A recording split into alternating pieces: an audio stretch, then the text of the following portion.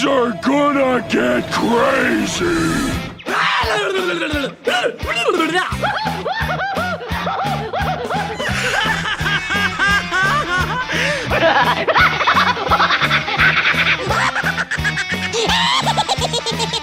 Most everyone's mad here.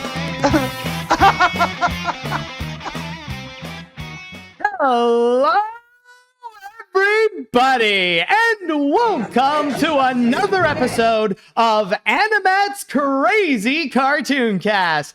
How are you all doing, everyone? I know it's been a little while since the last episode, and oh boy, did I just get a new fish, or is it just me? Let's see. Oh wow, oh, 2 new fishes right off the gate, right to go and begin. Thank you very much, JF and J Monty, for being a brand new fish, just to go and immediately kick off this episode. It is great to see. But yes, it's kind of funny how I started off, like, after I came back from my trip to Japan, I went to go and, like, bring back this podcast, and then the week after, well, there was barely any much animation news, so I had to go and save it for the next time. But then on the other hand, I did make things up for it with doing another episode of What's in the Box, which was a very lovely time, and also, I want to thank the fans for making it a great time all around, whether it be if you send me a letter or a package, or just, joining me on the stream and just having a good time in general.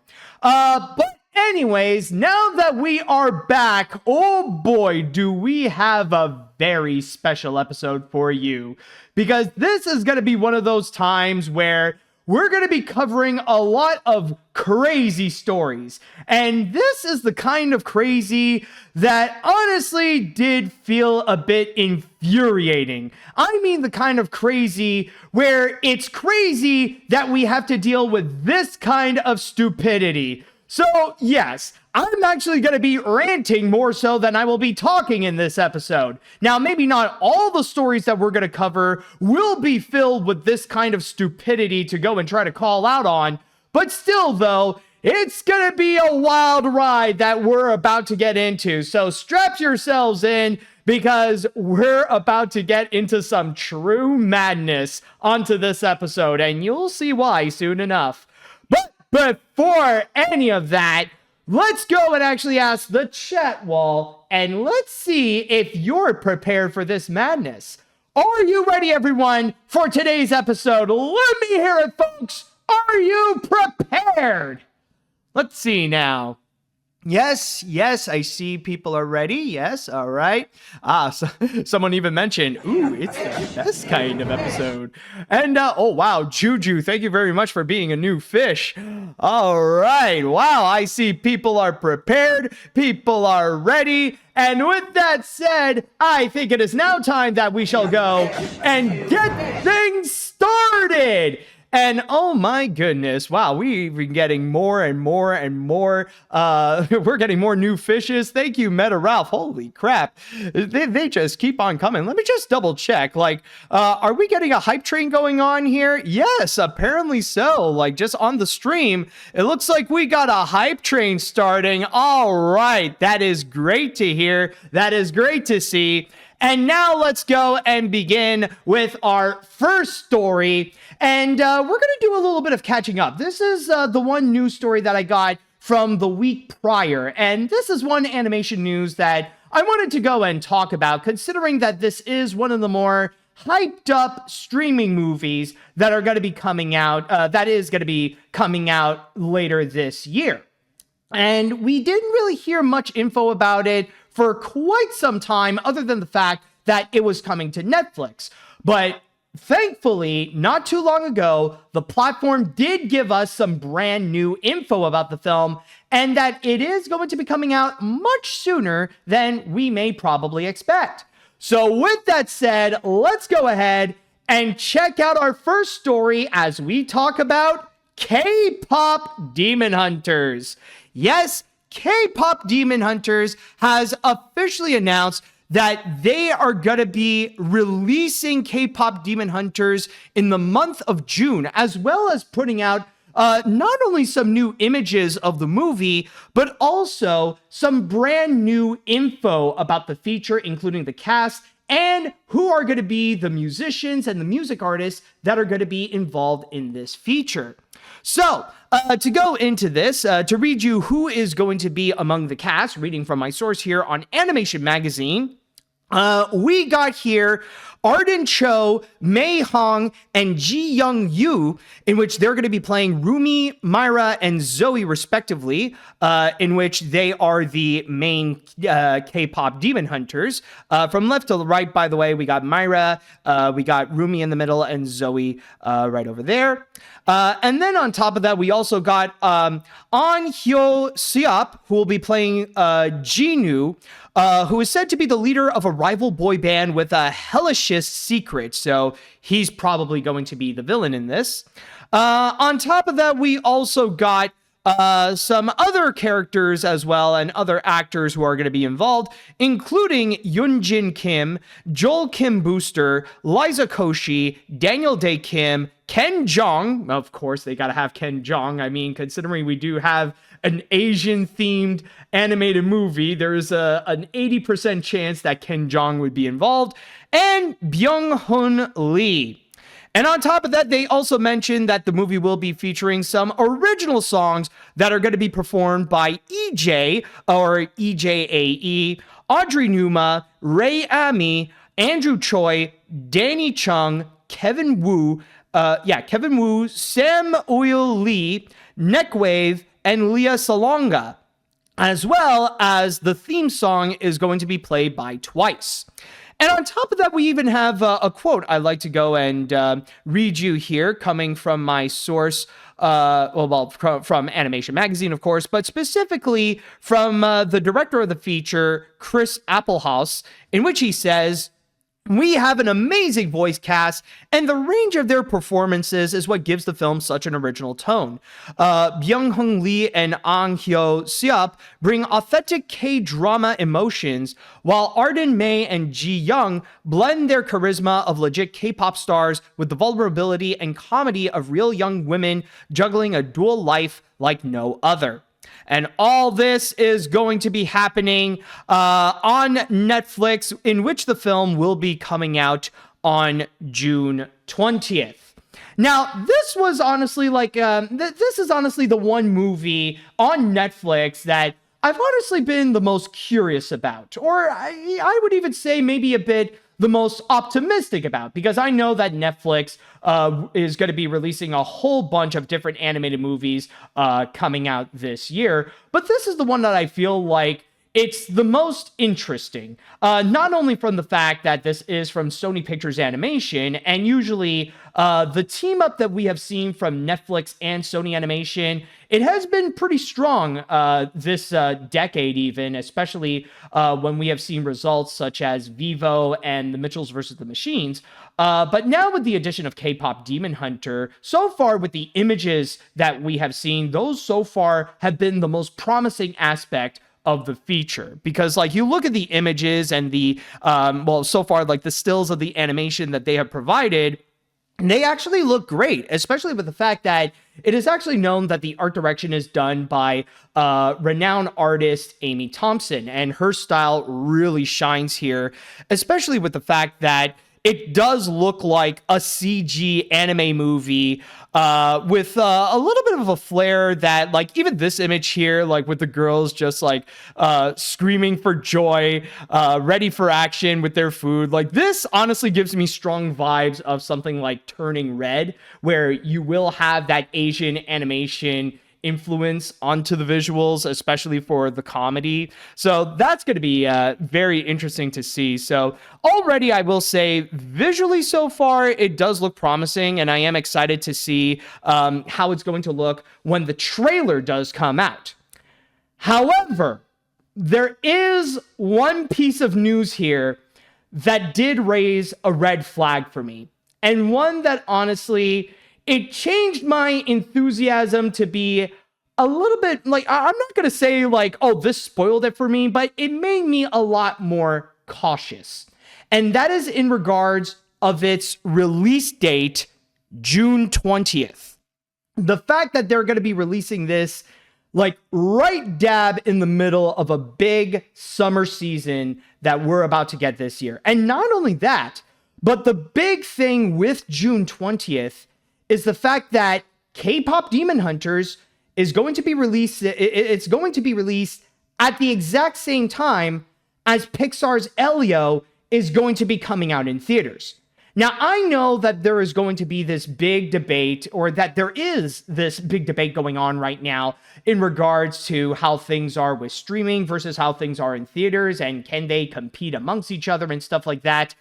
But honestly, when I see this specifically, it gives me a bit of a bad vibe. Seeing what Netflix is trying to do here, thinking that they could go and like have this be released at the same time as Elio and have it go like technically indirectly compete against the Pixar film, that honestly raises a whole lot of questions of what is it that Netflix is doing.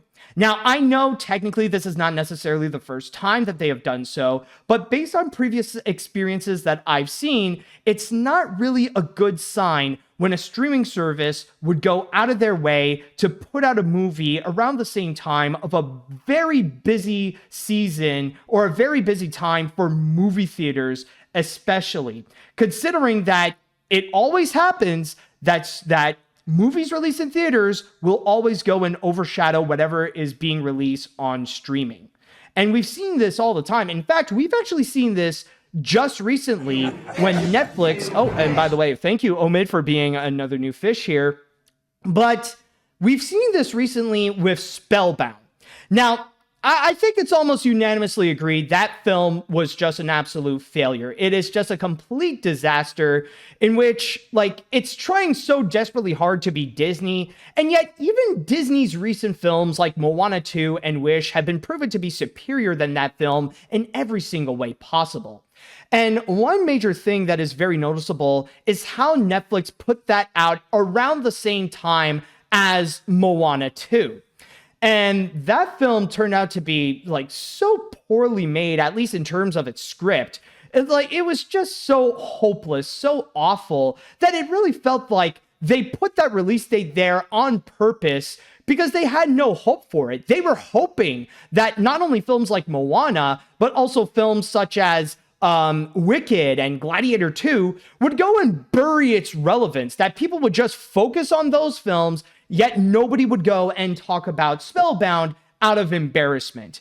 And honestly, maybe it's just because we're still kind of fresh from that moment, but I can't help but feel like there's something similar that we are seeing here with K-pop Demon Hunters by releasing it at the same time as the Pixar movie, especially when the fact that so far this has been like the biggest piece of advertising that Netflix has done so far with the feature. Like, we all know of how Netflix goes and promotes their movies. It's like very little effort that they would go and do. And the only times that they would truly go and put out promotions for their features would be like right at the last minute or like the month prior to its official release. And in that regards, Elio has already gotten a leg up with two trailers already released, already starting their major marketing campaign. Even when I went to Japan, they're already promoting that feature there and all that kind of stuff. So in that regards, I just feel like I just cannot help but question, what is it that Netflix is trying to do with K-pop Demon Hunters? I feel like, honestly, it's either one of two things. It's either one, Netflix is overconfident on how things will go with K-pop Demon Hunters, thinking that they could go and directly compete against Elio, and that would have a very high chance to go and like fall flat in its face, and it might do some numbers on its release, but in the long run, its relevancy is going to disappear quite quick. Or two, they are aware that this movie might end up being hopeless, that it could be another case of Spellbound in which, yeah, the animation is nice, but the script is just so god-awful that they'd rather want to go and put it on a release date where nobody would go and actually notice. And especially with the fact that Like, I'm not just talking about Elio here. Keep in mind that the month of June is going to be a very busy time in movie theaters, where we also have films on top of Elio. There's going to be Ballerina. There's going to be that How to Train Your Dragon remake. There's going to be 28 Years Later. There's going to be Megan 2.0 and several others as well. And I can guarantee you that at least the big ones in there, they're most likely going to be talked about more so than K-pop Demon Hunters. The only way that I can imagine that K-pop Demon Hunters will be able to stand on its own very well is if it turns out to not just be good, but to be a masterpiece. Like, to have it come out as like one of the best animated movies of the year, almost on par with Spider-Man Across the Spider-Verse and Into the Spider-Verse, like be that absolutely good that it needs to be a must watch, able to go and actually take some attention away from How to Train Your Dragon and Elio based on its own quality merits. That's the only way that I could really imagine that it is able to go and actually stay relevant during the summer, that it's able to go and actually stand out and actually have people talking about it when it does come out.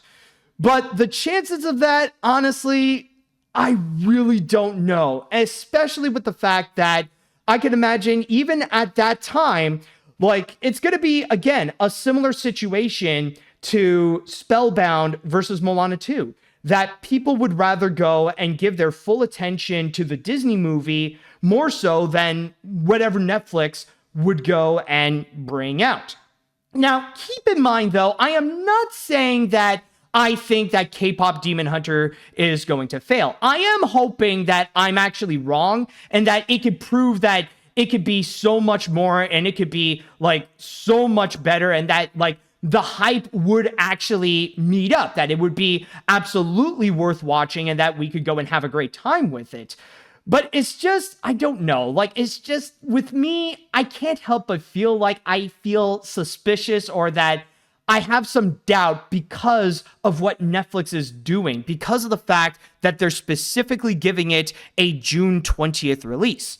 Now, I know some people could go and make a counter argument to what I am saying, especially with the fact that, again, this is released on Netflix and not in theaters, and it can do well on its own. It doesn't necessarily have to directly compete with whatever movie is coming out in theaters. That, and also, Netflix has previously done it before, and they're not as bad, like, the results of them are not as bad as Spellbound per se.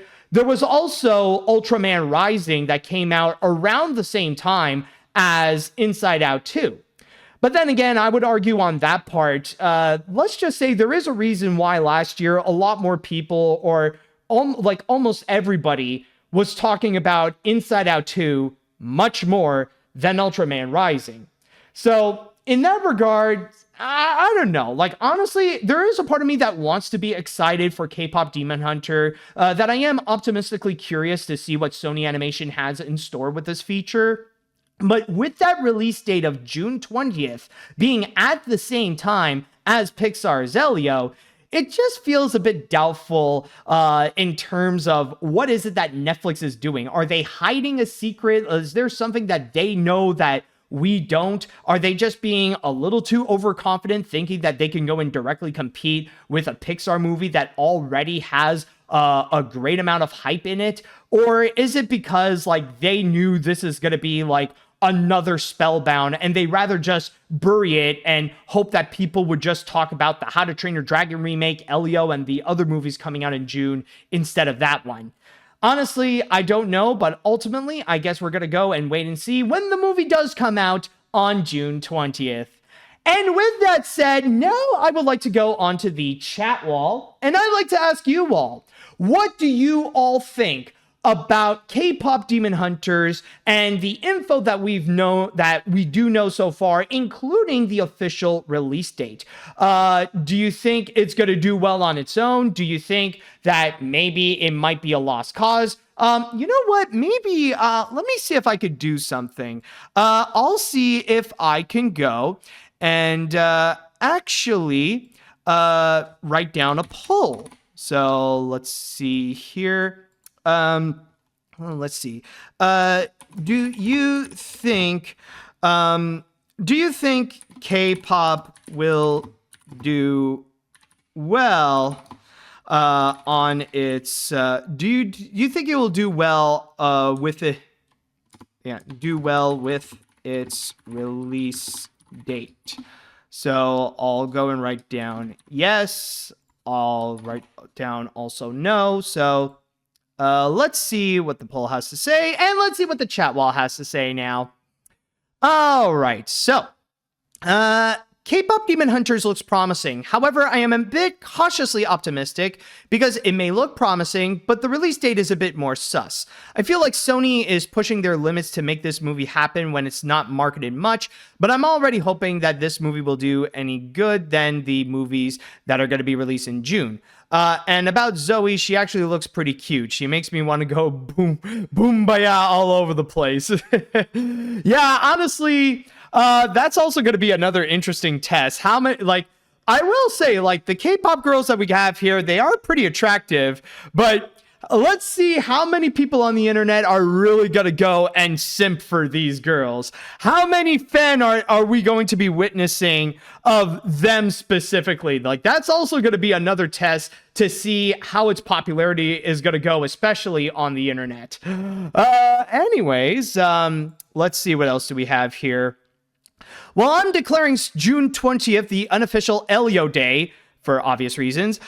This sounds pretty entertaining as well. I'm an avid K-pop fan, and mixing it with demon hunting is a very funny concept. I'll hold off on it until I see a trailer, but right now, this is shaping up to be a nice double feature. My own personification of the "holy crap, 2 cakes" meme. You know what? I'm not gonna lie, that is actually a great way in perceiving it. Like, it could highly be possible that maybe both of these films could actually turn out to be great, that they're loved by critics and audiences, and that we can enjoy both equally. You know, we don't have to make it like a stupid competition, you know, like we're not like, we don't have to go and make it like what cringy reactionaries want to do and have like two things fight each other all the time. We could just enjoy both. I mean, that could also be a great possibility. Anyways, let's see here. So this sounds like fun. Honestly, I feel like Netflix has been doing a crappy job at promoting this movie because it's releasing it next month. It's like Moana all over again. Honestly, I just hope it's a similar result in terms of quality product. I feel like Spellbound had better marketing than K-pop Demon Hunters. Yeah, I mean, the thing is that it's Netflix. They generally do that in terms of trying to go and like hype up their movies at the last minute. And that's why I'm saying right now that technically in terms of relevancy and popularity, Elio already has a great advantage, mainly because since it is a movie that is being released in theaters and it's Disney that is handling it, there's already a strong marketing campaign that is going on, especially with the last trailer that's already been getting a lot of views and a lot of positive feedback as well. So in that regards, like in terms of the quality, that is going to remain to be seen. But I can already tell that in terms of relevancy, that I wouldn't be surprised if by June and then going into July, there's going to be a lot more people who will want to talk about Elio instead of K-pop Demon Hunters. Even if it is the possibility that Demon Hunters might turn out to be slightly better than Elio, people will still focus their attention onto Elio regardless because it's the new Disney Pixar film. All right. And by the way, it looks like I got the results here from my poll, and it looks like the majority of you, or 73% of you who have voted, have actually said no. You don't think K-pop Demon Hunters will do well on its release date, while I think it was 27% of you said that yeah, it's not going to be that. 27% of you actually said that yes, it will do well. But the point is that most of you don't think that it's going to do well with that release date. Interesting. Let's see now. Oh boy, I've been excited about K-pop Demon Hunters since the film was announced back in 2020.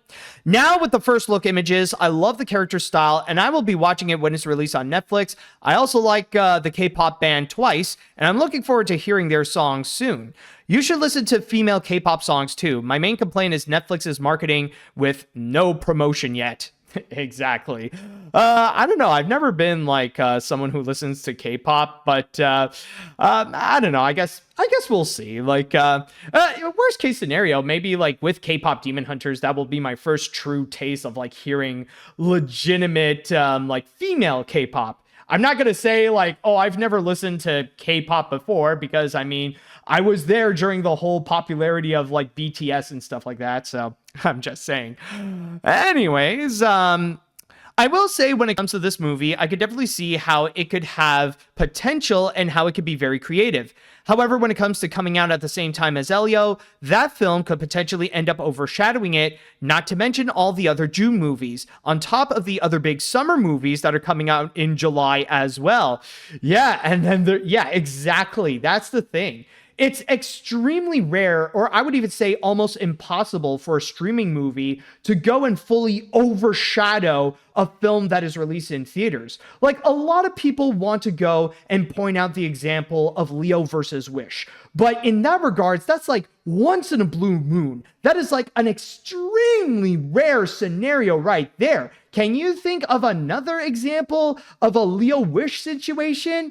There's like very few at the most. And honestly, I feel like with what's going to be going on with Elio versus K-pop Demon Hunters, it might end up becoming the same thing. And again, I'm only talking about in terms of popularity and relevancy, both in the short term and in the long term. All right, let's see. What other comments are there? Let's see. Oh, I already read you. Okay, I'll go with this one. Yeah, I think it's dumb to once again throw K-pop Demon Hunters too close to Elio. The next Asterix and Obelix miniseries could be another example, since it got released smack dab in the middle of Sinners and Thunderbolts, since apparently no one here has heard about the show being live. Excuse me. By the way, marketing is already spoiling Thunderbolts. Be cautious. Ooh, boy, really? Yikes. Oh, boy, I'll try. Honestly, from the positive feedback that I've been hearing about Thunderbolts, I am pretty curious to actually see it for myself. So I'll do what I can in order to, like, dodge the spoilers of Thunderbolts. So eventually I'll go and see it for myself. All right, I think I got time to read one more comment here. So, let's see what we got. Okay. Is it me or is that K-pop isn't as popular as a couple of years ago? I feel like it's coming out a little late on the K-pop trend and no one is talking about BTS anymore. But I do like the cast and the visuals does look pretty good. And I know the team that made this movie did work hard on it. But I just think it's bad timing, especially being released at the same day as Pixar's Elio. Will I see K-pop Demon Hunters? Yes, but not immediately since I'm not really into K-pop. All right, so with that said and done, once again, just want to remind you all that with this entire discussion, K-pop Demon Hunters is going to be coming out on June 20th. But now we're going to go on to our first break, and when we do come back, we're going to dive into a good amount of stupidity here, considering that even though it's already been a month since the release of that movie, considering the recent news that did come out, we are going to go and talk about Minecraft. So stay tuned for that. All right, everyone, welcome back. Now, when it comes to our next story, this is something that honestly, I didn't think I would go and actually talk about, considering that the movie was released a month ago. And the whole popularity of it was right at the time as I was going out to my trip to Japan.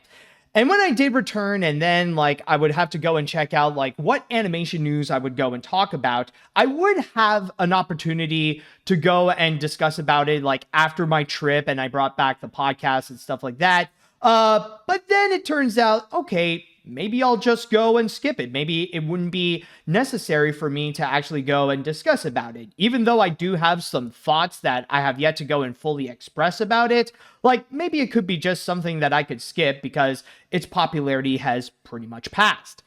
But lo and behold, recently, Warner Brothers has actually made an announcement about it in which it shows that it doesn't seem that the studio has learned about some of the mistakes that did come with this particular movie.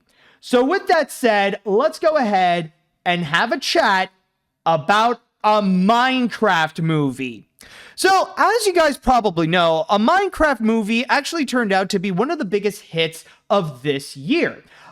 In which, even though the marketing and like when people were talking about it prior, it looks like it was about to be the next big disaster, that it was going to be as much of a failure in terms of a movie on its own as the Snow White remake. But lo and behold, many people decided to go and change their tune and decided that they love the feature and really want to go and watch the movie in droves, where as I am recording this, I believe in terms of the box office, it has made about $400 million domestically, and I think worldwide it has made over $800 million. And with that said, Warner Brothers, who distributed a Minecraft movie, decided that they want to do something a little bit extra during the weekend. And to go and celebrate the success of a Minecraft movie, they decided to go and release a new version by the name of the Block Party Edition. In which I'm not sure if this occurred only during this weekend or if this is something that will be ongoing, but this is a thing that they actually did. And to read you what exactly this is about, I'll go and present to you my source here on The Hollywood Reporter, in which it states, "The screenings will embrace fans singing and memeing along to their favorite moments. The enthusiastic announcement reads, Warner Brothers Pictures and Legendary Pictures invites fans back to the theater to experience a Minecraft movie together in a whole new way. You know the moments, you know the lines, you love the songs. Now it's time to get loose, laugh out loud, and belt out those lyrics like a true Diamond Tier fan." And like I said, it says in which it even states right over here. Actually, it even went a little bit more into the description that the Block Party Edition screenings will be held this Friday, May 2nd in North America and in selected international markets. The announcement follows a Minecraft movie opening weekend trend where fans got overtly rowdy in some theaters, throwing popcorn and engaging in other acts of mild chaos. The disruption may have taxed theater employees, but the Minecraft fandom's embrace of the film gave theater owners so much needed spring box office relief. So that's pretty much the whole situation, at least in terms of this, where Warner Brothers decided to go and release a Minecraft movie, Block Party Edition, to go and actually really cash in onto the trend of the viral nature of a Minecraft movie, with fans singing along and, as they say, memeing along to the picture. Now, before I go and continue, I just want to go and immediately make this statement. I just want to get this out of the way. I have never played Minecraft in my life. Never once have I ever touched the game. I was fully aware of it, of course. I mean, with its massive popularity, with it being one of the biggest video games of all time, of course I am aware of its existence, and I do know a few of the basics, but I personally was never interested in Minecraft to begin with, like ever. I've never touched the games, and I've never watched any YouTubers actually play Minecraft because it was just never part of my interest. Not to say that I hate Minecraft, it's just like I'd never really cared about it in the first place. In fact, I'll admit that I was among the minority when I saw that Minecraft Steve was like the new character that they would go and add as a fighter in Super Smash Bros. Ultimate. And I saw that and I was just like, I don't really care. Like, honestly, I was not as enthusiastic about it as much as some of the other announcements like Banjo-Kazooie, Sephiroth, or Sora, for example. So I just never really cared. And as you can imagine, of course, this also means that I never watched a Minecraft movie. I never really cared for it. I think I might have talked about it a few times in this podcast.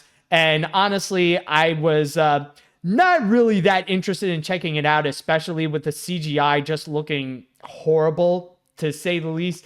And honestly, I just, it just never really interests me to go and check it out. And honestly, I don't think I'm going to be planning to go and actually see a Minecraft movie. So this is just to go and say that I cannot really input my opinion onto the movie itself. So I cannot just go and fully say like, oh, I think this movie sucks, or I think this movie is good, because, well, I haven't really seen it. So my opinion on the feature itself doesn't really have that much merit.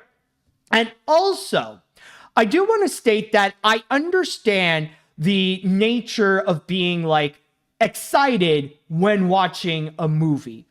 I get it, when people would go and cheer and they would express loudly of their enthusiasm when they would go and watch a film on the big screen. And, a lot of times those can be a lot of fun.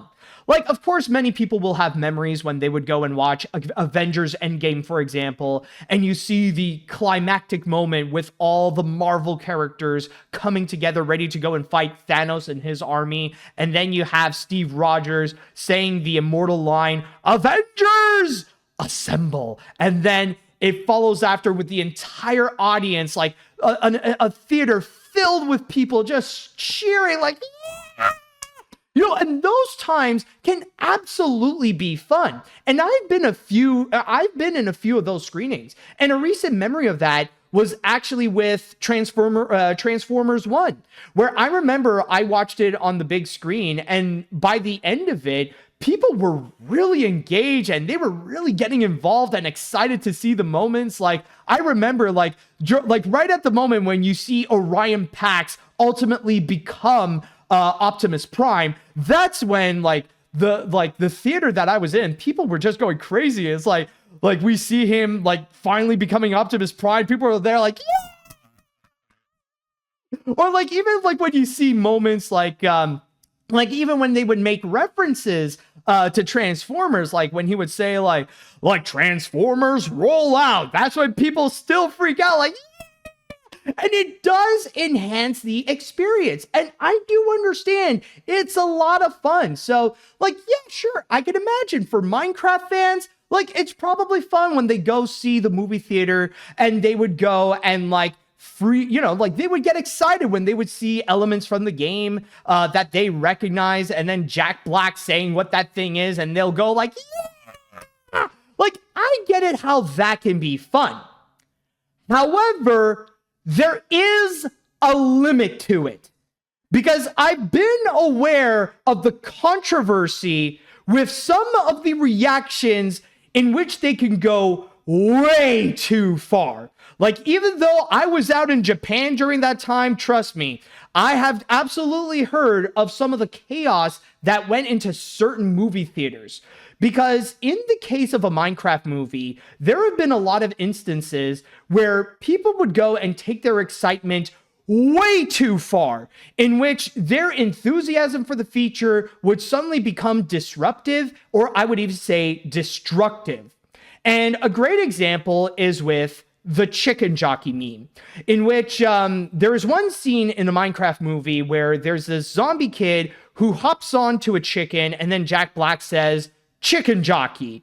And that is the moment where people decided that they would go and really crank up their excitement up to 11, to the point that they're flat out screaming, they're jumping around and running in the theaters and just throwing whatever they have, throwing popcorn all over the movie theater, or throw their drinks, just throw whatever they have just to go absolute berserk, really go over the top in terms of their reactions. And a big reason as to why it's happening is mainly because of a viral trend that has been going on social media, such as TikTok and Twitter and stuff like that, which causes several movie theaters to have these kinds of incidents in which fans would go way too far with their reactions whenever they would go and watch something like a Minecraft movie.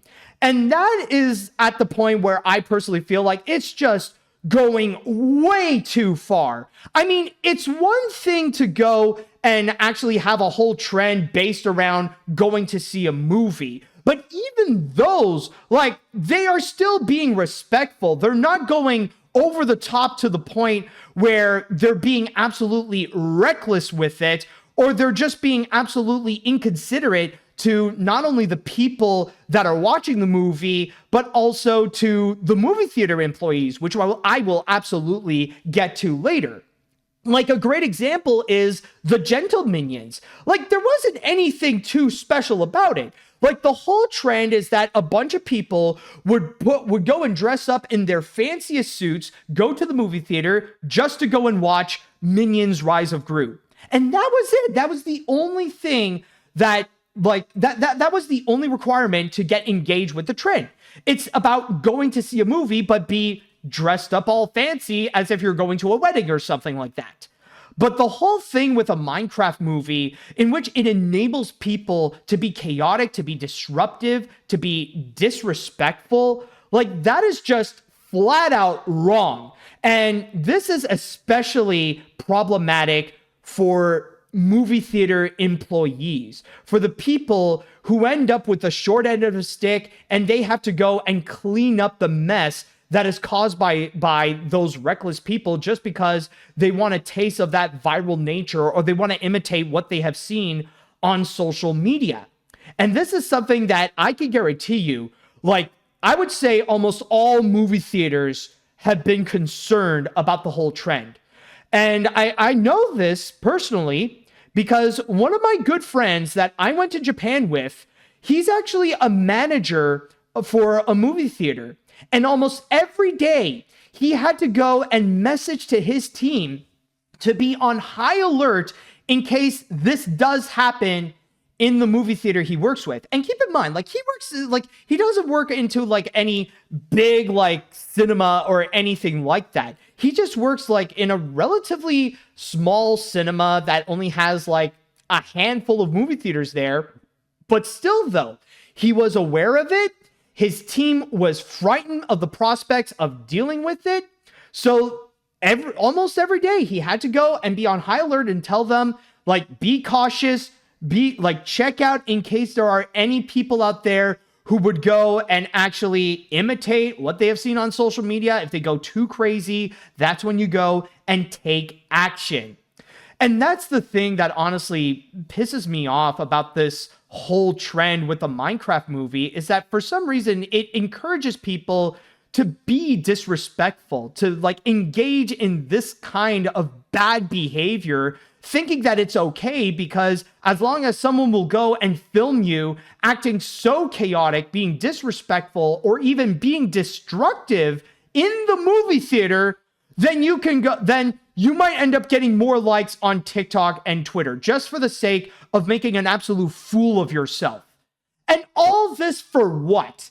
A Minecraft movie. Like, out of all films coming out this year, people decided to go and do this with a Minecraft movie. Now, I don't know if this is something that says something about people in the US, if this says something about Minecraft fans, but I can guarantee you it's just not a good look all around. And especially with a Minecraft movie, like, even though I personally haven't seen it, from the word of mouth that I've heard, it is not worth it to go this ballistic over that particular movie. Like, I've already said this on social media, but you know what? To be very honest, I personally would much rather go and check out the Snow White remake again than to experience a Minecraft movie and run the risk of being in the same theater as those reckless people who just want to desperately be famous on social media by just being insane in the movie theater. I mean, yeah, sure, that like the Snow White remake sucks. We can all agree there. But at the very least, if you're going to go and watch the Snow White remake, especially now, you're not going to go and have someone in the audience who would go absolutely insane anytime they would hear a reference from the 1937 movie.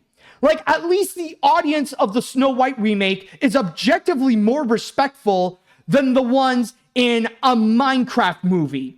Not even to mention of the fact that, like at least, like, if I go and watch the Snow White remake instead of a Minecraft movie, like, the CGI is terrible, but so is the one in a Minecraft movie where it's about as awful and almost unwatchable, especially with the way that they're trying to bring the characters from the games to life. And on top of that, based on what I've heard in the word of mouth, it's about as corporately manufactured as the Snow White remake. So in that regards, it's like, it doesn't matter which one I would watch among the two. They're still like corporately manufactured garbage regardless. And the fact that people would just blindly eat it up with a Minecraft movie and decided, hey, let's just go crazy and throw our popcorns and just make a mess out of the movie theaters while disrupting everyone's experience when watching it. And like, honestly, it's such an embarrassment. And I'll even say, like, for me, as someone who is not familiar with Minecraft or anything like that, this really gives me a serious bad impression of Minecraft in general. Now, when I think of the whole chicken jockey meme or like whatever Jack Black song that comes out of it, I cringe. Mainly because of the fact that now I associate stuff like chicken jockey or the lava chicken song in association with douchebags that shouldn't be in the movie theater. Like, overall, and going back to the main subject that I want to talk about, like with the Block Party edition, like, it's honestly frustrating because Warner Brothers is now trying to capitalize on that disruptive nature. Like, this is something that I could say that this is full-on apathetic greed. That it is clear that Warner Brothers does not care of the chaos that this caused, the backlash that it has received because of how people were behaving so inappropriately, so recklessly, and I'd even say so dangerously in the movie theater that all they see is just dollar signs. That Warner Brothers just wants to go and capitalize it, thinking that, oh, well, with the way that they're behaving, Minecraft movie is like the new Rocky Horror Picture Show. No, it's not. No, it's not, man. This is just based on a popular trend that shouldn't even be a trend, something that I'll even say is so far the worst meme of the year. It's something that people should legit be ashamed of, and something that I feel like because of the nature of this whole meme, I feel like a Minecraft movie shouldn't have been popular in the first place. It shouldn't even have been as successful there, especially like if it results in this kind of whole trend. Like, honestly, it's just not worth it. But again, that's just my opinion. This is just coming from someone who hasn't seen the feature. And I'll just say, if you personally have enjoyed the Minecraft movie, that's fine. Like, that's perfectly okay. You can have your opinion. It's all good. And if you liked it, you had a good time with it, then good on you. But if you think it is okay to have this kind of disruptive nature, to have this trend to go and fuel Minecraft's success, and to go and like let people be disruptive, be destructive in movie theaters and stuff like that, that's where I draw the line. And I'll just say, go eat a bag of dicks. Because honestly, no, this is just a bad image of the Minecraft movie. And again, I feel like this whole trend makes a Minecraft movie worse than the Snow White remake. All right, so with that said, now I would like to go and pass this on to the chat wall. And I'd like to ask you all, what do you think of the whole trend of a Minecraft movie, like especially with how people have been reacting to stuff like Chicken Jockey, and what do you think of the Block Party edition? And especially if you have seen a Minecraft movie, I would like to know what you think. All right, so let's see. Oh, holy crap. Crimson Mayhem. I didn't expect you to be here. Anyway, I'm just surprised. I was like, oh, wow, a familiar name. Anyways, Honestly, I am just surprised that nobody hadn't died from this whole trend. I had read one article where a bunch of teenagers brought in several fire extinguishers to the movie theater whenever Jack Black screams out "chicken jockey." This led the audience coughing and finding a hard time to breathe as they leave the theater during the middle of a movie. What an absolute joke. Oh, geez, seriously? Yeah, and that's honestly the worst thing about it is that like usually with these trends, like usually people will try to go and like one up each other. So yeah, like already it started off on a bad note with people throwing their popcorn and running around and screaming. So you can imagine people will try to go and elevate on that. And this is exactly why I said that this meme, like it does reach the levels of being dangerous and destructive. Forget the fact at that point, forget about like how movie employees would have to deal with the mess later. Imagine like people trying to survive that. Like imagine the likelihood that you might die because you decided to go and watch a Minecraft movie at the wrong time because some idiots decided to go a little too far by putting in their own take on the whole trend. It's ridiculous. Let's see. When I went and saw Minecraft with my friends, I was expecting something like this, but aside from the occasional clapping, and it was mostly tame. Okay, that's good. And I feel like with these screenings, that should be the limit. The occasional clapping, because when kids are throwing popcorn, bringing live chickens, drenching people in water, and whatever that is, then I have to declare shenanigans. I will be fair and say the Lava Chicken song does go hard. I don't know. I mean, based on this whole trend, like, I'd rather not listen to it. Hold on a sec. I'll just see what the trend is about. Like, you did send a fish. Hold on a sec. Let me just see. I'll just go and, okay. Let's see what we got here. So, all right. You shared, what the fridge is happening? What the fridge? What the fridge is he do? Is this guy naked? Is this dude naked? Oh, hold on. Time out. Let me see here.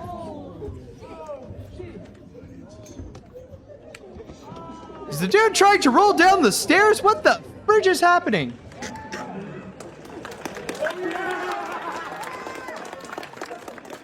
What is this?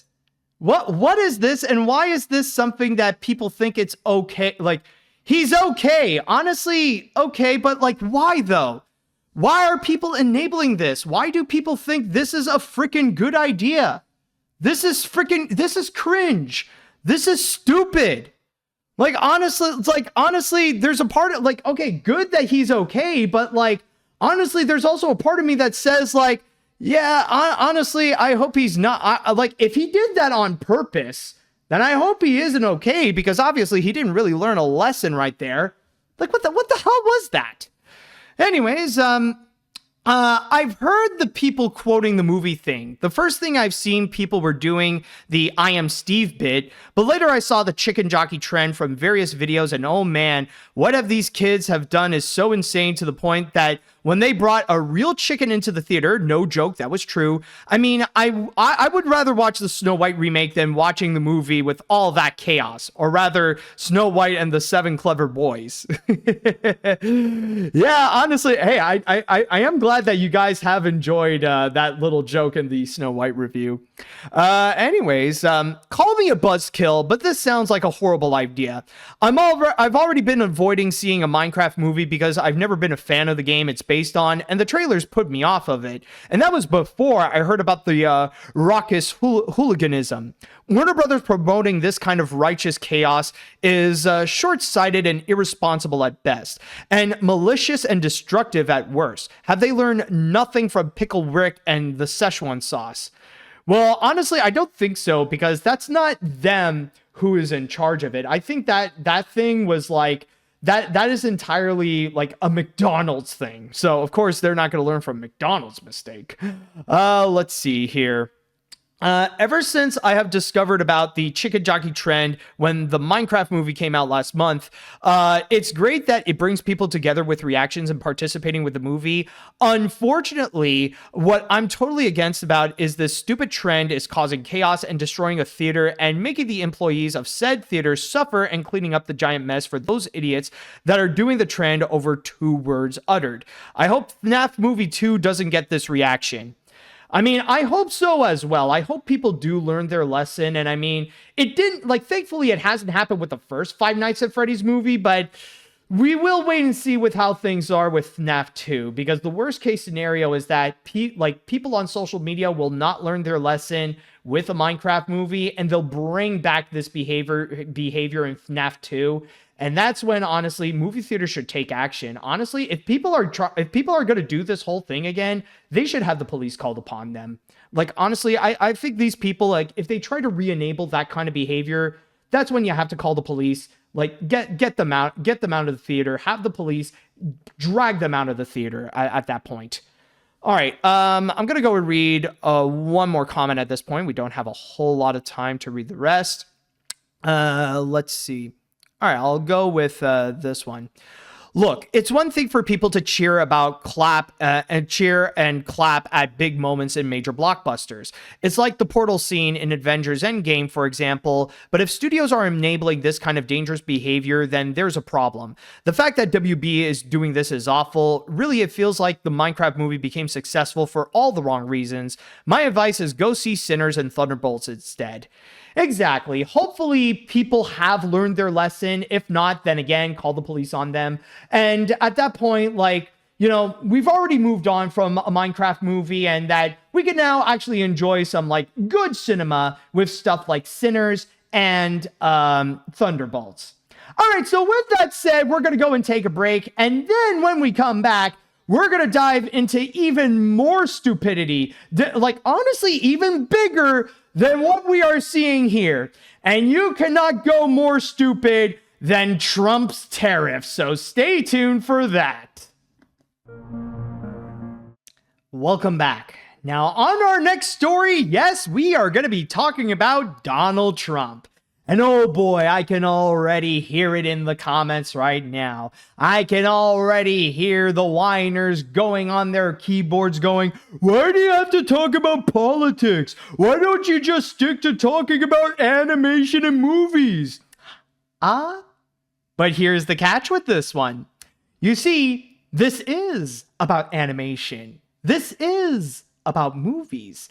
It just so happens that Trump found himself to be intertwined with this with a crazy comment that he has made just yesterday, or the day before that I am recording this.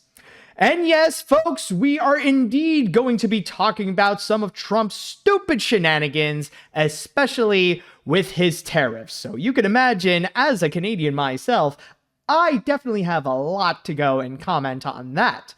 But it's especially the case that now Trump decided that he's going to put tariffs on movies. Yes, on his social media site, Truth Social, Donald Trump has announced that now he wants to go and put a 100% tariff on movies that are not produced in the US. In fact, to go specifically like what he has said here, this is right over here in my source on Reuters, where it starts out by saying, convicted con man Donald Trump on Sunday announced a 100% tariff on movies produced outside of the country, saying the American movie industry was dying a very fast death due to the incentives that other countries were offering to lure filmmakers. And from there, it continues on by saying right over here, Trump says he was authorizing the relevant government agencies, such as the Department of Commerce, to immediately begin the process of imposing a 100% tariff on all films produced abroad that are then sent into the United States. He added, "We want movies made in America again." Commerce Secretary Howard Lutnick said on Twitter, "We're on it." Neither Lutnick nor Trump provided any details on how the tariffs would be implemented. It was unclear if the tariffs would apply to movies on streaming services as well as those shown in theaters, or if they would be calculated based on production costs or box office revenue. Hollywood executives were trying to sort out details on Sunday night. The Motion Picture Association, which represents the major studios, had no immediate comment. So that's the major thing that we are at right now, is that apparently Donald Trump wants to put in, quote unquote, 100% tariffs on movies that are being produced outside of the US. Now, I think it is safe to say there is one question to go and ask in all this. And pardon my language, but I feel like this is one of the few occasions where I feel like it is worth throwing out. What the fuck does that mean? Seriously.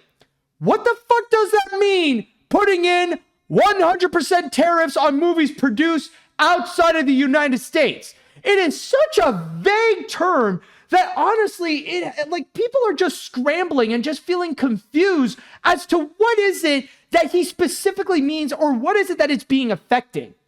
I feel like, honestly, if we are talking about, at minimum, like the movies that are fully done outside of the US, like the stuff like Bollywood films or films that are fully produced in Europe and stuff like that, like, is it just going to be on those specifically, and you're going to put in a massive tariff if they decide that they also want to be distributed in the US as well? Well, by the way, newsflash, because of that, there is now many speculations that Donald Trump has just screwed over anime, considering that anime is being fully produced outside of the US in places like Japan.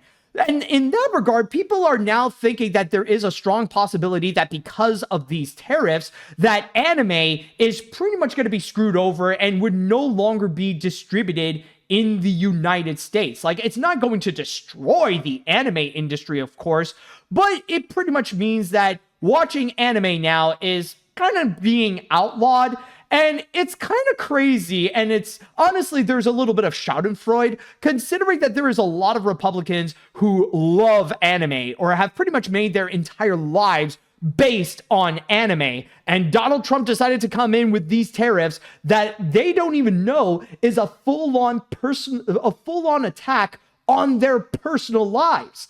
So there's that factor that maybe this means like the international movies. That means the US won't be seeing stuff like Bollywood or anime or European art house films or anything like that.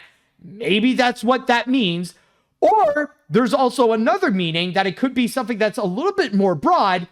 And maybe he's just talking about movies in general in which their productions are made outside of the US, that they would go and film or create in places like in Canada or in Europe or in China or anything like that, that they would go abroad to go and create their films and then come back to the US to go and like fully distribute them. Like, maybe that could be what that means, but I feel like so much of it is vague, and there's a part of me that there's something about it that feels absolutely confusing. And maybe this is because it's me. Maybe this is because it's my cartoon brain talking. But I'm just wondering, how does that apply to animation? Not just with animated movies, but just animation in general. Because the big thing with animation is that the grand majority, or I would say almost all animation, is produced abroad. That when they would go and make animation, like with movies or shows and stuff like that, generally, the visuals that you see that end up in the final product, they would ultimately go and be produced abroad. They would be made in places like Canada or Korea or India or in Europe or in any other place other than the US, because it is cheaper to go and have it be produced there. Because, but the thing is, here's the part where it kind of makes it a little bit confusing, because let's take an animated movie, for example, because the core element of an animated movie is generally produced in the US. That when it comes to stuff like the main foundation of a movie, like when it comes to the writing, when it comes to the editing, when it comes to the storyboards, when it comes to the concepts, when it comes to the character designs, when it comes to the main stuff, it is made in the US.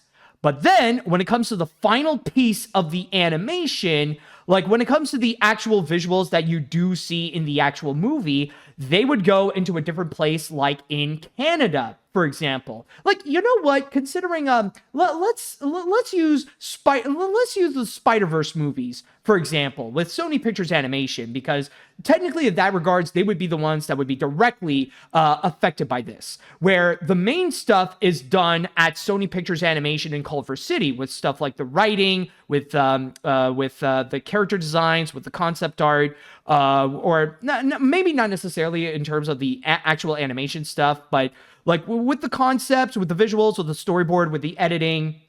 Generally, they would be made at Sony Pictures Animation. But when it comes to the visuals, they are done in Canada, specifically in Vancouver at Sony Pictures Imageworks. Now, maybe I might get some details a bit wrong in terms of the specifics of the production and how things work, but my point is that there is a blend where a good amount of it is done in the US, and then there's also another portion, or at least in terms of the visuals, they are done abroad, like in Canada.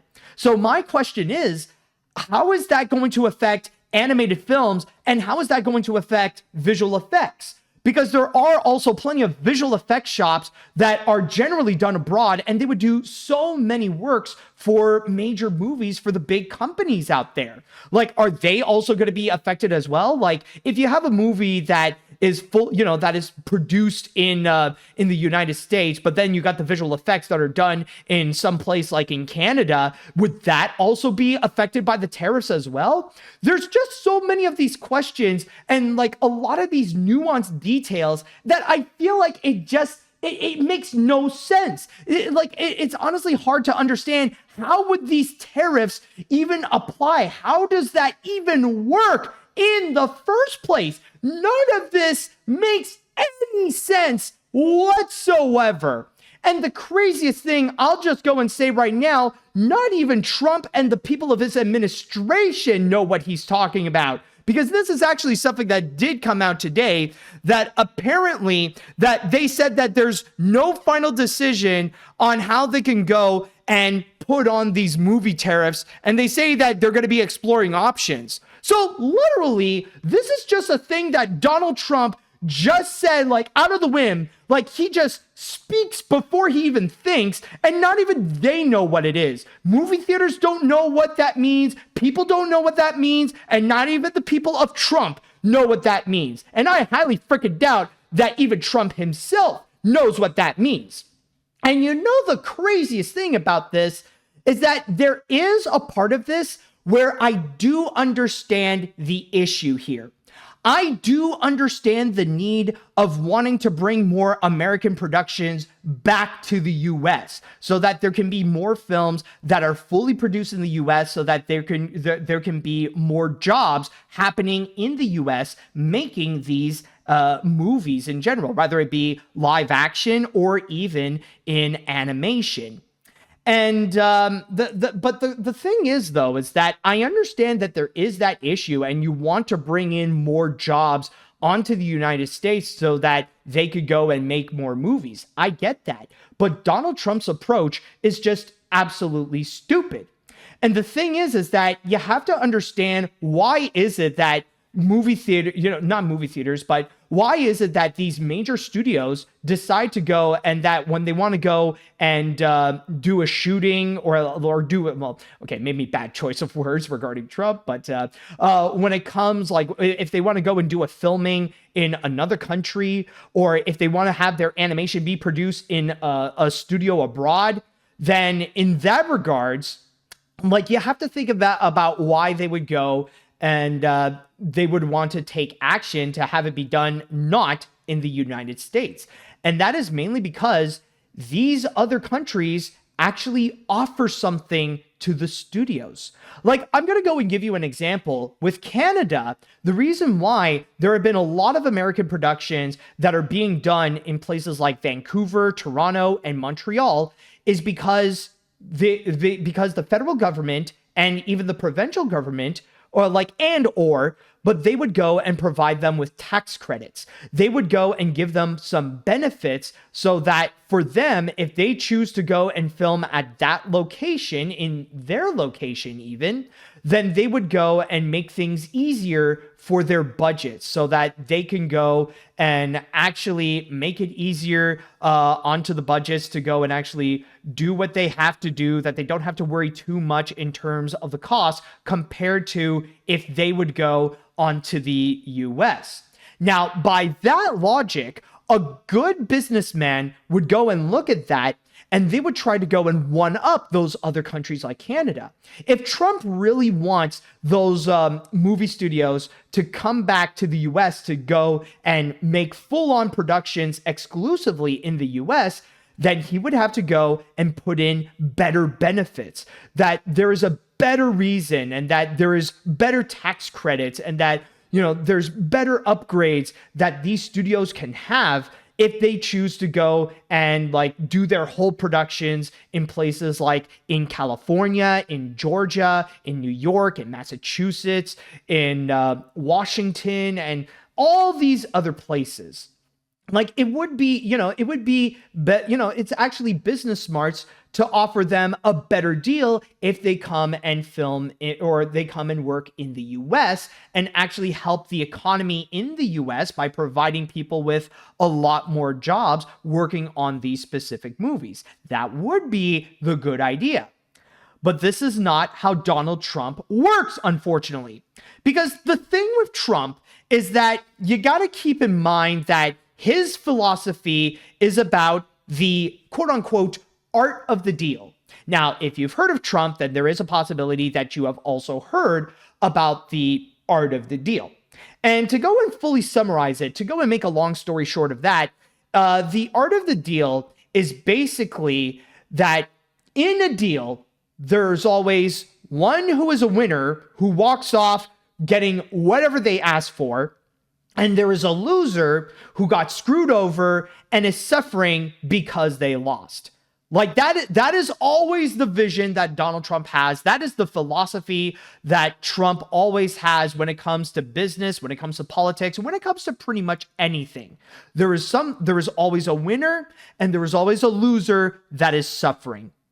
And the thing is with Trump is that he is so and not just Trump, by the way, this is Trump and all his supporters.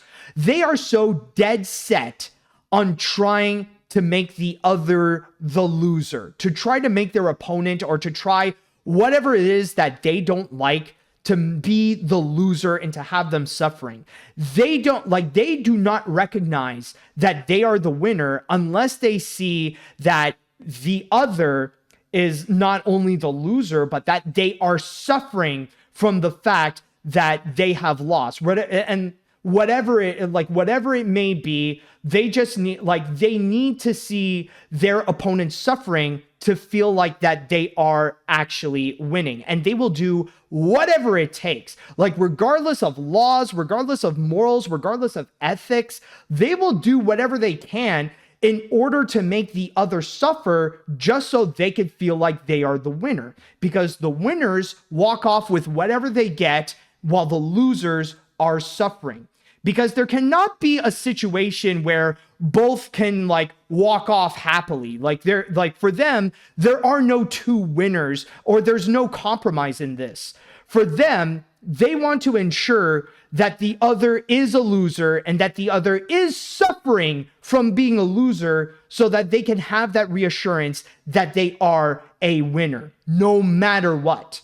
In fact, a great example of this, we have actually seen this from time to time, or we've seen this all the time with culture wars. This is how anti-woke people actually think. They're going to do whatever they can, and regardless of laws or morals or anything, even if it means continuously spreading death threats or continuously spreading misinformation in order to go and do so, they will do whatever it takes so that the thing that they consider woke or the thing that they don't like, it suffers no matter what. This is exactly why we see anti-woke people. They would be cheering and celebrating whenever they see a movie flopping at the box office, whenever they see people losing jobs, or when they see a company full-on shutting down.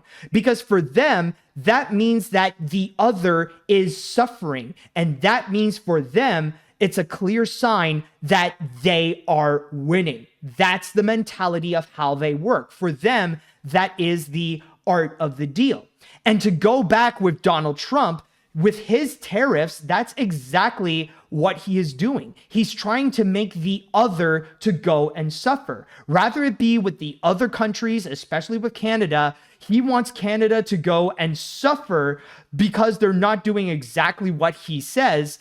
And even with the movies, he thinks that by continuously attacking the people that don't do what they say, that's going to go and make him the winner. And he's not going to go and give any extra benefits to those who are actually doing what he says.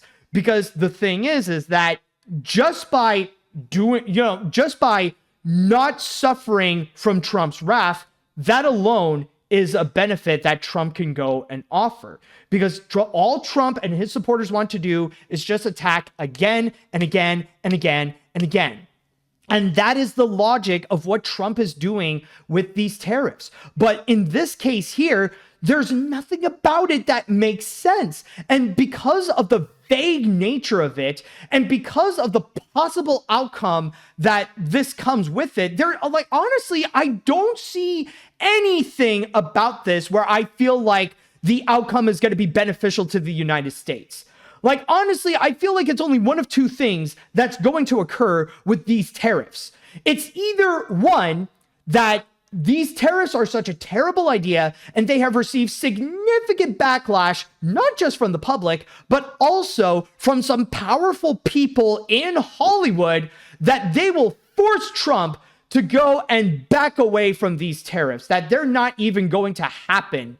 Or number two, that they're going to go with it, and it's going to be a quick one-way ticket to recession. It could possibly lead to the next Great Depression because of the amount of damage that it's going to do to the economy. In fact, there is honestly another thing that I've been thinking about, is that maybe this is nothing more but just a desperate distraction. This is just to go and distract people from the horrible job that Donald Trump is doing.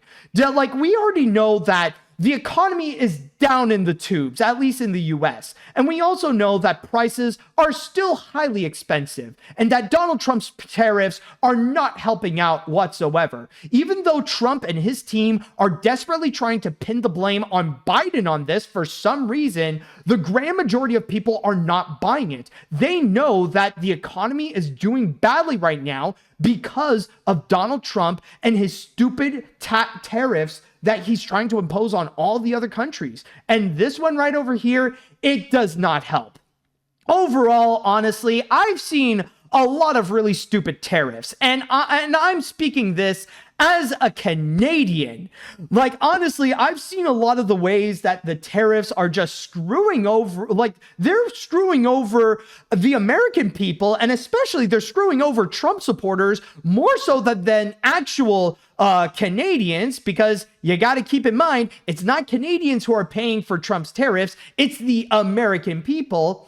But with this one though, this is easily one of, or the dumbest tariff yet. It's just, there's nothing about it that feels like it works. And honestly, you're taking, it sounds like something that it's either you're restricting people from certain pieces of media, including anime, or you're taking off a very important gear off of a very powerful industry that's playing a huge part in America's economy, and you're just going to go and make things collapse. And this is something that you can't just solve your problems by continuously blaming liberals and somehow you would walk away with it without learning a single lesson.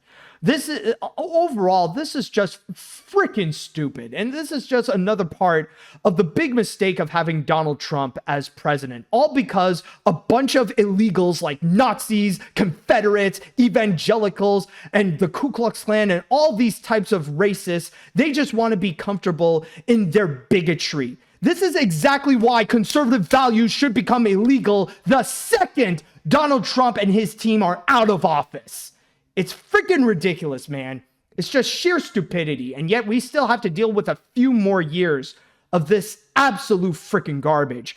Like, honestly, it's also why I'm honestly glad that we got Mark Carney as our prime minister. And hopefully he's going to learn to like actually stand up to Trump and just like tell him to F off. Seriously, it's ridiculous, man. All right. So with that said, hopefully we still got time, but I would like to go and pass this on to the chat wall.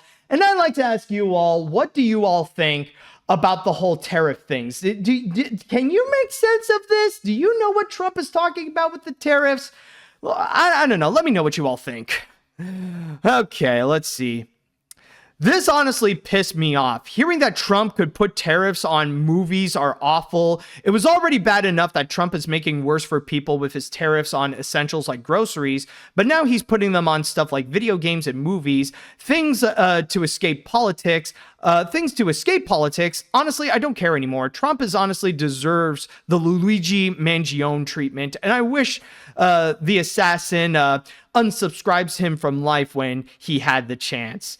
Yeah, honestly, with this entire situation, it's just ridiculous. Like, now it's at the point where it's impossible to talk about politics because now with Donald Trump, just about everything is connected to politics and connected to his actions. It's becoming an unavoidable subject to go and discuss. And the more he tries to do these like reactionary things, the more destructive it's just going to be. It's stupid, I tell you.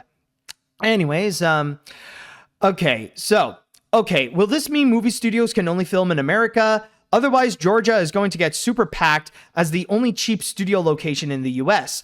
Also, what about outsourcing animation and effects? I want animated movies and shows to be made in-house in American animators, but I feel like it should be a win for the Animation Guild. However, I don't know if the Guild could handle it. It might mean more animation studios in America could get work as the only non-tariffed option. Exactly. This is just stupid bullcrap that Trump would just go and like speak out, and that Republicans desperately try to make sense out of it and try to support it because for them, any criticism towards Trump seems to be illegal. It's like the time when like, it's just like a few days ago when Trump says that he wants to be Pope and all his supporters have to say like, oh yeah, that's a great idea. Oh yeah, sure, it's great. He would make a great Pope. It's like, no, he freaking wouldn't. And it really shows that Trump supporters have no freaking respect for Christian values and why I do not consider a single Trump supporter to be a real freaking Christian, because you wouldn't let that shit slide. All right, let's see what else here. Just when movie theaters were starting to recover from the pandemic, Trump's senile and cholesterol-encrusted mind came up with yet another moronic idea that will deliver the death blow. Like, I don't know how he thinks he can fix the mess he caused with his stupid tariffs with more even stupider tariffs. What is even his plan anymore? Tariffing America into bankruptcy while making every country except for Russia hate us hardly seems like a framework for a prosperous American future. Exactly, man. It's like with all this, it's like, and especially with Trump, he's more known as a freaking con man. I mean, like, he's not even a good businessman. He has a history of like he had more bankrupts than actual successes. I mean, we're talking about the dude that bankrupted a casino. How the fridge do you bankrupt a casino? That should immediately tell you that he doesn't actually know what he's freaking doing. All right. Let's see now. What other comments are there? You know that Star Wars, a film from 1977, was made in the UK and other countries. I guess President Felon didn't get the memo. Seriously, I have no freaking idea what he wants. Does he want movies to be made in America or banned everywhere, international films like anime, Aardman movies, or cartoon saloon movies? If he's trying to do that, I pray that he gets impeached again soon. He belongs in prison. Why did idiots vote for him? I get we want more stuff produced in LA, but this ain't it. Exactly. And honestly, this is the proof that, like, nah, America ain't great. If you are a good country, then you would have freaking thrown Trump in prison and whatever like populism garbage, like you would have freaking outlawed that crap. This is why America needs freaking socialism. All right, so with that said, we're going to go and cool down. And with our next story that we have here, we're going to take a break from the angry rants, and we're going to go into something more calmer, something more pleasant to go and talk about. Especially, I mean, like, we can't keep on being this angry again and again and again. And with this one, it will be a bit of a little bit of a palate cleanser, especially with the prospects that maybe in the future, we might have rides based on Moana and Up. Does that sound like a great idea? Well, stay tuned after this. All right, welcome back. You know what? Honestly, I can feel it in my head that, like, with the previous stories, I can feel like just the steam coming up and up. But now we need to go and cool down a little bit. And I think I know a good solution. It's to go and talk about a place that I actually recently went to, which is Tokyo Disneyland. And even though I kind of speed run my way through both Tokyo Disneyland and Tokyo Disney Sea, which honestly is something that I would not recommend to do because there was still a good amount of stuff that I actually missed out on during my trip. But still, though, it was one of my highlights of my Japan vacation. It was a beautiful place, and honestly, it really felt unbelievable that I was even able to go to Tokyo Disneyland in the first place, that it was something that I was capable of actually doing. So I had an amazing time, and yes, I definitely would want to go back to it. But it seems like now the future of Tokyo Disneyland might be a little bit different, as the company who owns the property of the Tokyo Disney Resort, the Oriental Land Company, has announced some big plans for their future. Now, what happened was that the Oriental Land Company has actually revealed that, they actually revealed their big plans of what they are going to do with both Tokyo Disneyland and Tokyo Disney Sea, specifically to their shareholders, with their big 10-year plan of what they are going to do. In fact, in my source here, which is Disney Tourist Blog, they actually shared the little graph here, a little image that shows what is going to be in the plans for Tokyo Disneyland's future between now and 2035. So, as you can see here, I know it's probably small in the screen if you are watching this, but I'll go through it one by one. Now, this year, there's nothing major that they are going to be planning, but they did reveal that there's going to be a full year operation of Fantasy Springs. So, as you guys know, Fantasy Springs opened back in 2024, and now this year is just having a full year operation with that new area, which I visited, and may I say, it is absolutely gorgeous. Like, if you're going to Tokyo Disneyland and Tokyo Disney Sea, going to Fantasy Springs in general, it's like, it is a must do. Like, you could, like, honestly, even without going in the rides, just walking in the area, it's just magnificent. But then next year in 2026, not only will there be a celebration of Tokyo Disney Sea's 25th anniversary, but also they are going to be opening a brand new Wreck-It Ralph ride in Tomorrowland. And speaking of Tomorrowland, the year after in 2027, that is when they are going to be opening the reimagined version of Space Mountain. So they're currently in operation right now. They're currently constructing the new version of it. I've seen the progress so far. It does look pretty promising. So that's another thing that's going to be coming soon. And then the year after that, in 2028, is going to be the celebration of Tokyo Disneyland's 45th anniversary. And then fast forwarding a few years after, in 2031, that is going to be the celebration of Tokyo Disney Sea's 30th anniversary.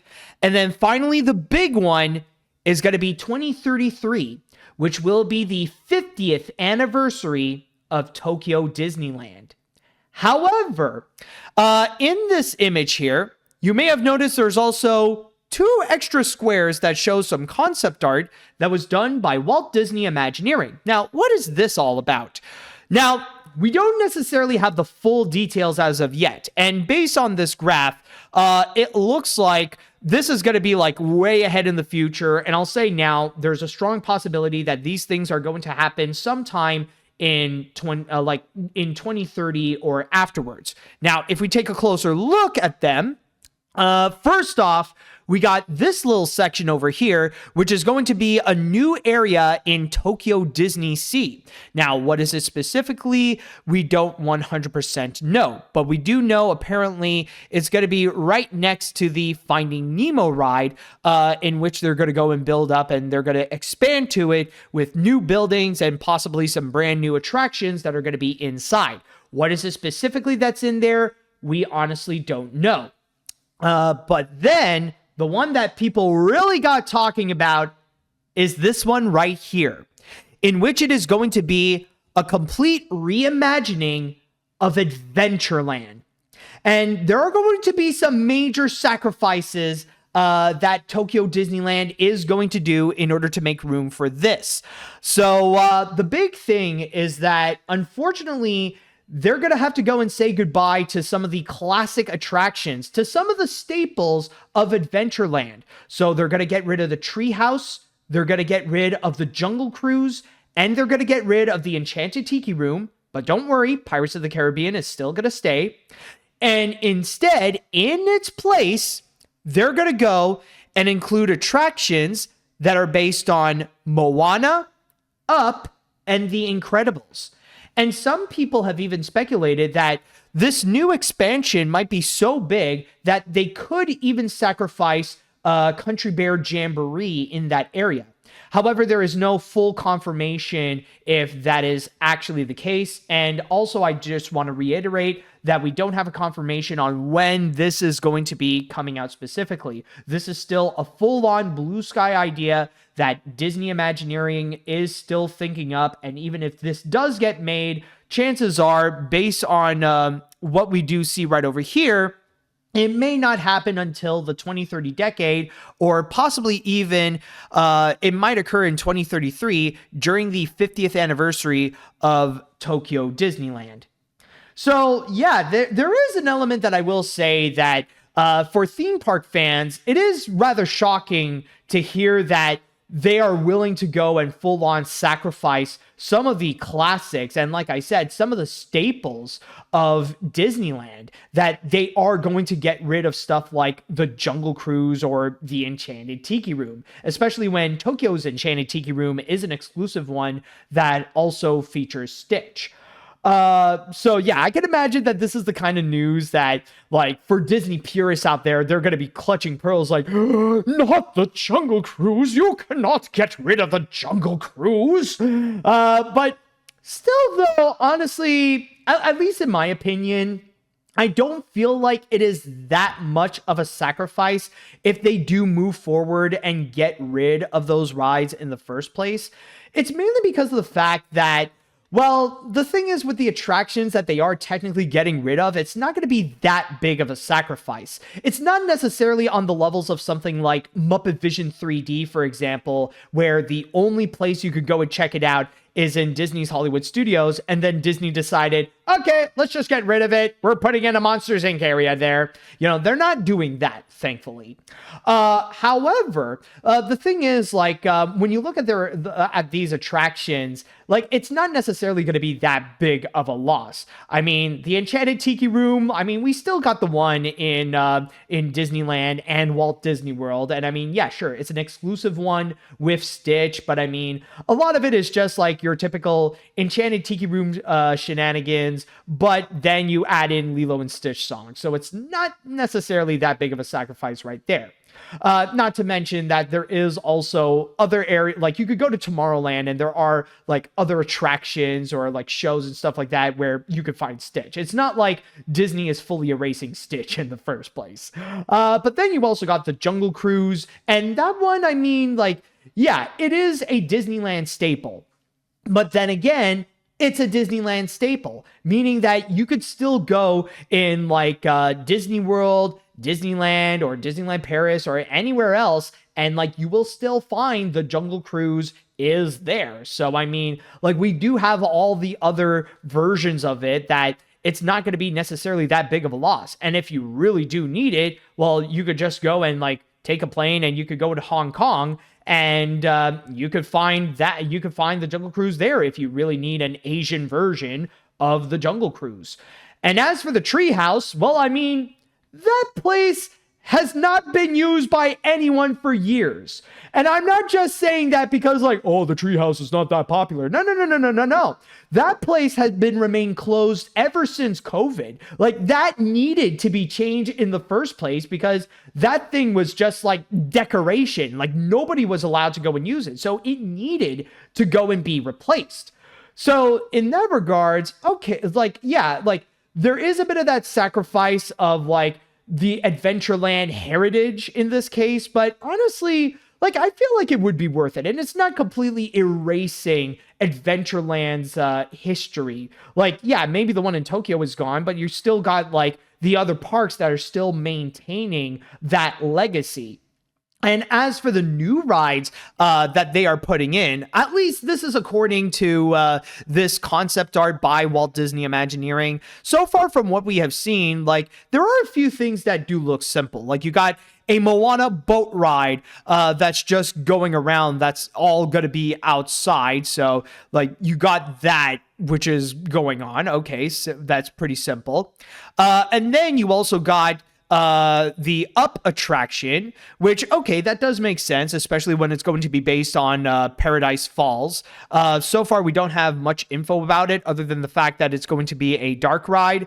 But then there's also the other one that sounds... oh, someone corrected me, and apparently it doesn't look like...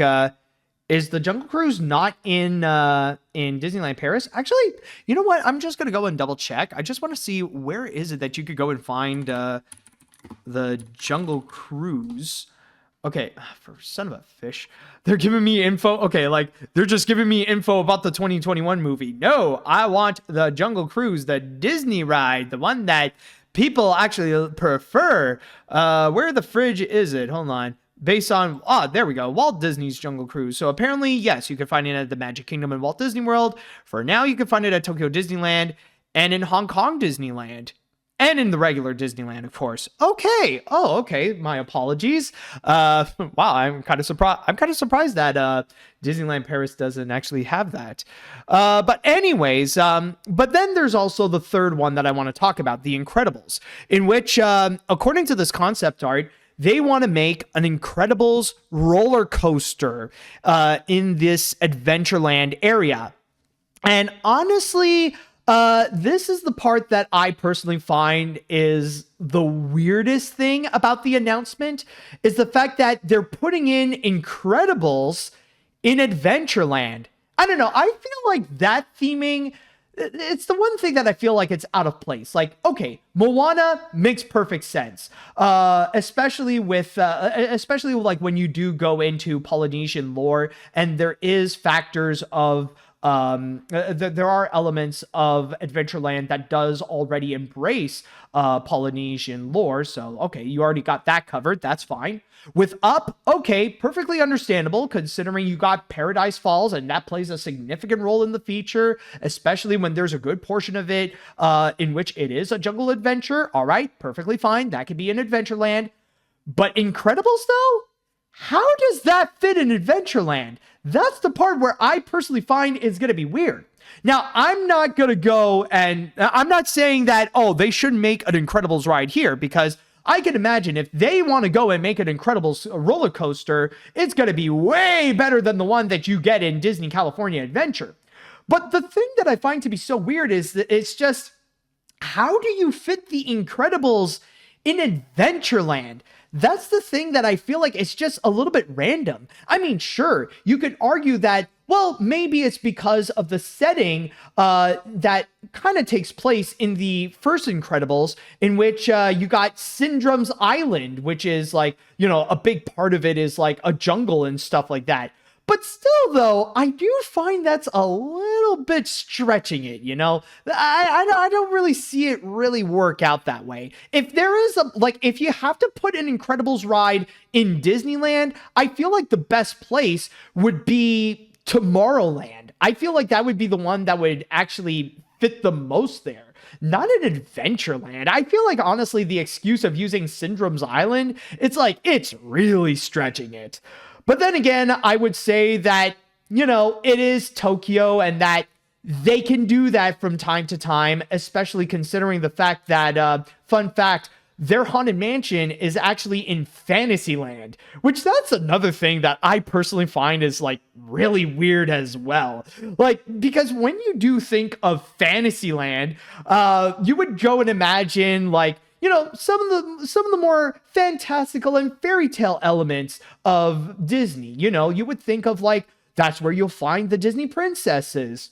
You'll find the small attractions that are based on their movies, you know, like Pinocchio's Daring Journey or Alice's Adventures in Wonderland or Snow White's Adventure. Then you would think of like, It's a Small World.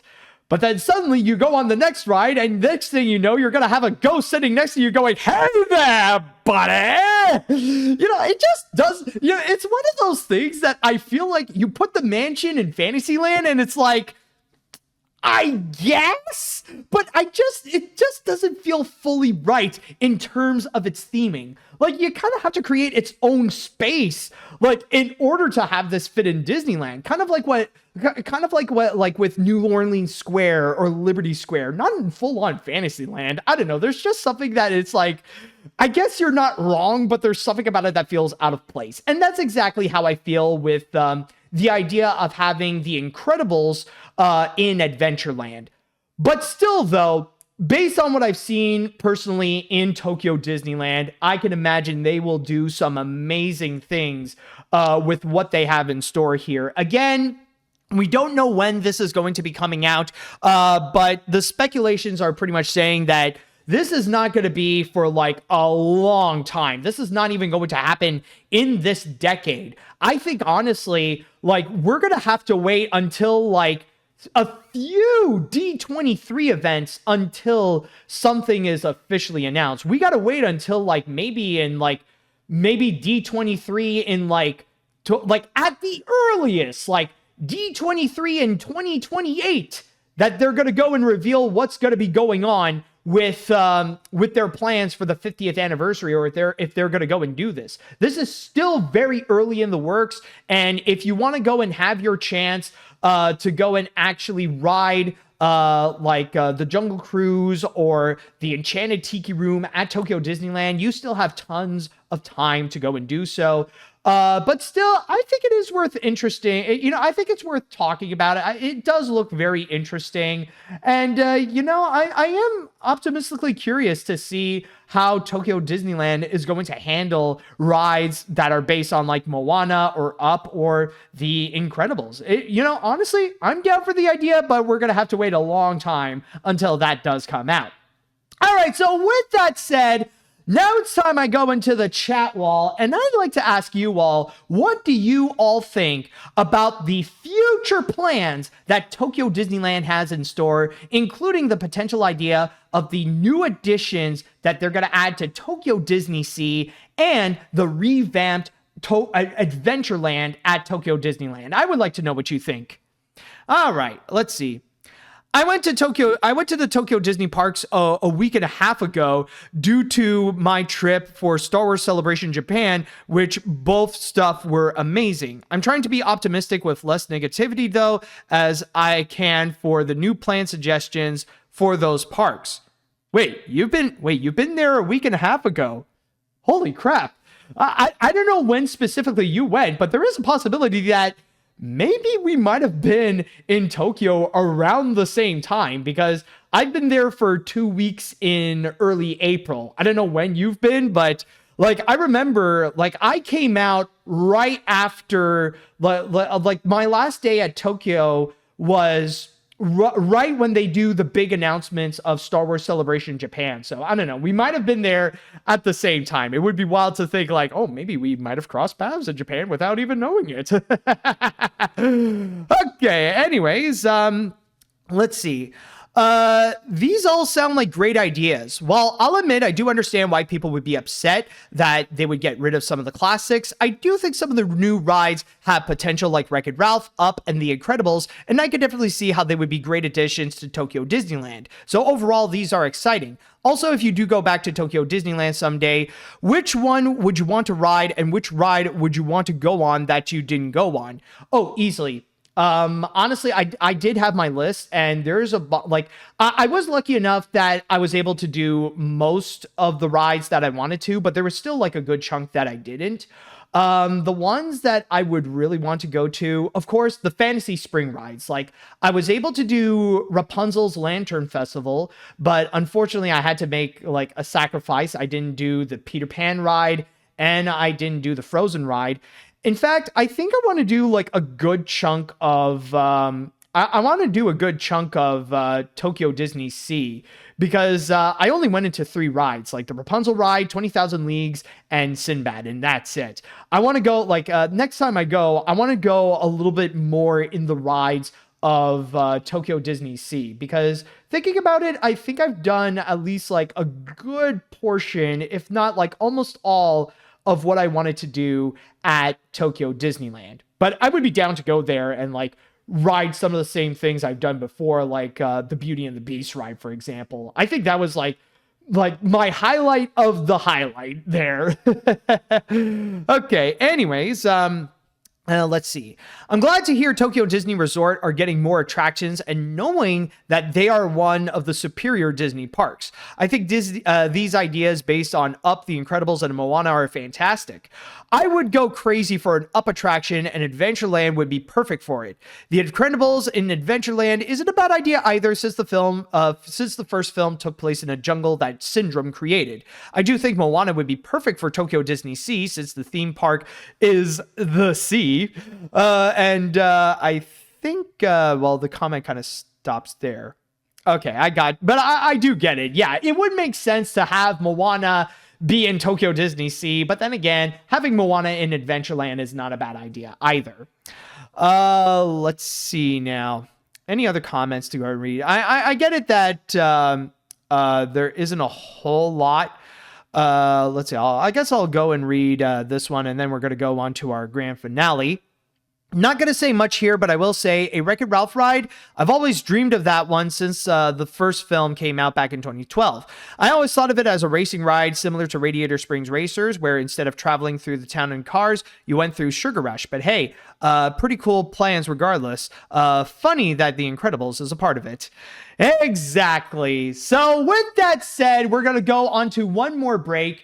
And when we do get into the grand finale, oh boy, we're going to get into possibly the biggest controversy that went into last weekend, or at least this weekend or whatever. But yeah, this is a matter that, well, this isn't really going to be a rant, but we're going to have a serious discussion as to what's been going on, because the whole thing has been a massive mess, and I know I got to be careful with what I say onto the matter. So with that said, we're going to be back, and when I return, we're going to dive into some controversy regarding a couple of cartoon reviewers. And now, everyone, it is time that we are going to cap off this episode off with the grand finale. And for this finale, I'm going to be very honest with you all. I was honestly very hesitant to go and discuss about this, especially in terms of the nature of the situation, the seriousness and the gravitas of what has been talking about and who has been involved. Like, honestly, I wasn't sure if I wanted to fully get myself involved into the matter, and a lot of stuff has already been said about the controversies and the people involved with it, and especially with how the situation is being handled. Now, I know this might sound a little bit weird, but I'm not going to go and fully put out my opinion on this, or I'm not going to go and put out any conclusive thoughts on the actual matter itself. But there is something that I do want to say in terms of this situation. There is something that I feel like I need to go and actually, add this kind of input onto here. So with that said, let's go ahead and discuss about the Saberspark controversy. Now, this actually started right as the month of May began, in which there is a social media thread that has been shared on Twitter, on, as you can see here, on Blue Sky as well, and in other places, in which there is an anonymous user who has accused Saberspark of sexually assaulting them back in 2012 and 2013, to which they shared their side of the story about their experience with interacting with Saberspark, the little connection that they had at the time, and when the assaults actually happened in My Little Pony conventions. So yeah, these allegations are quite serious. And I mean, we're not just talking about like actions that would get people canceled. Like, we're legit talking about some major major criminal acts that had been taken place, and that has like been pretty much overlooked. Like, nothing ever came out of that scenario, or at least that's what the person alleges. And on top of that, as you could see from this post here that did share the story, they also mentioned that this would be fully discussed in a video expose by ILoveKimPossibleALot, which would release on that day. Now, of course, to give you a quick little context of the people talking about here, if you're watching or listening to this, then there's a good chance that you're familiar with Saberspark, that you have either used to watch his videos or that you're still watching his videos, especially with the fact that he is one of, if not the biggest cartoon reviewer on YouTube with over 2 million subscribers. And as for ILoveKimPossibleALot, she is definitely not as big as Saberspark, but she is still a prominent cartoon reviewer in her own right, who does talk quite a bit about stuff like My Little Pony and Kim Possible, amongst other cartoons that have happened in history.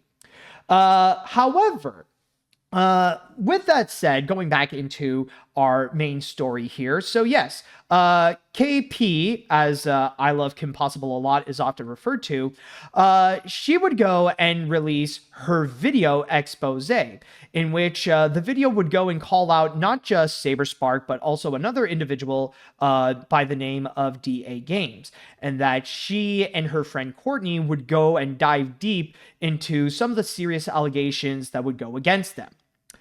However, when people did see it, it was immediately met with backlash. Like, a lot of people hated that video.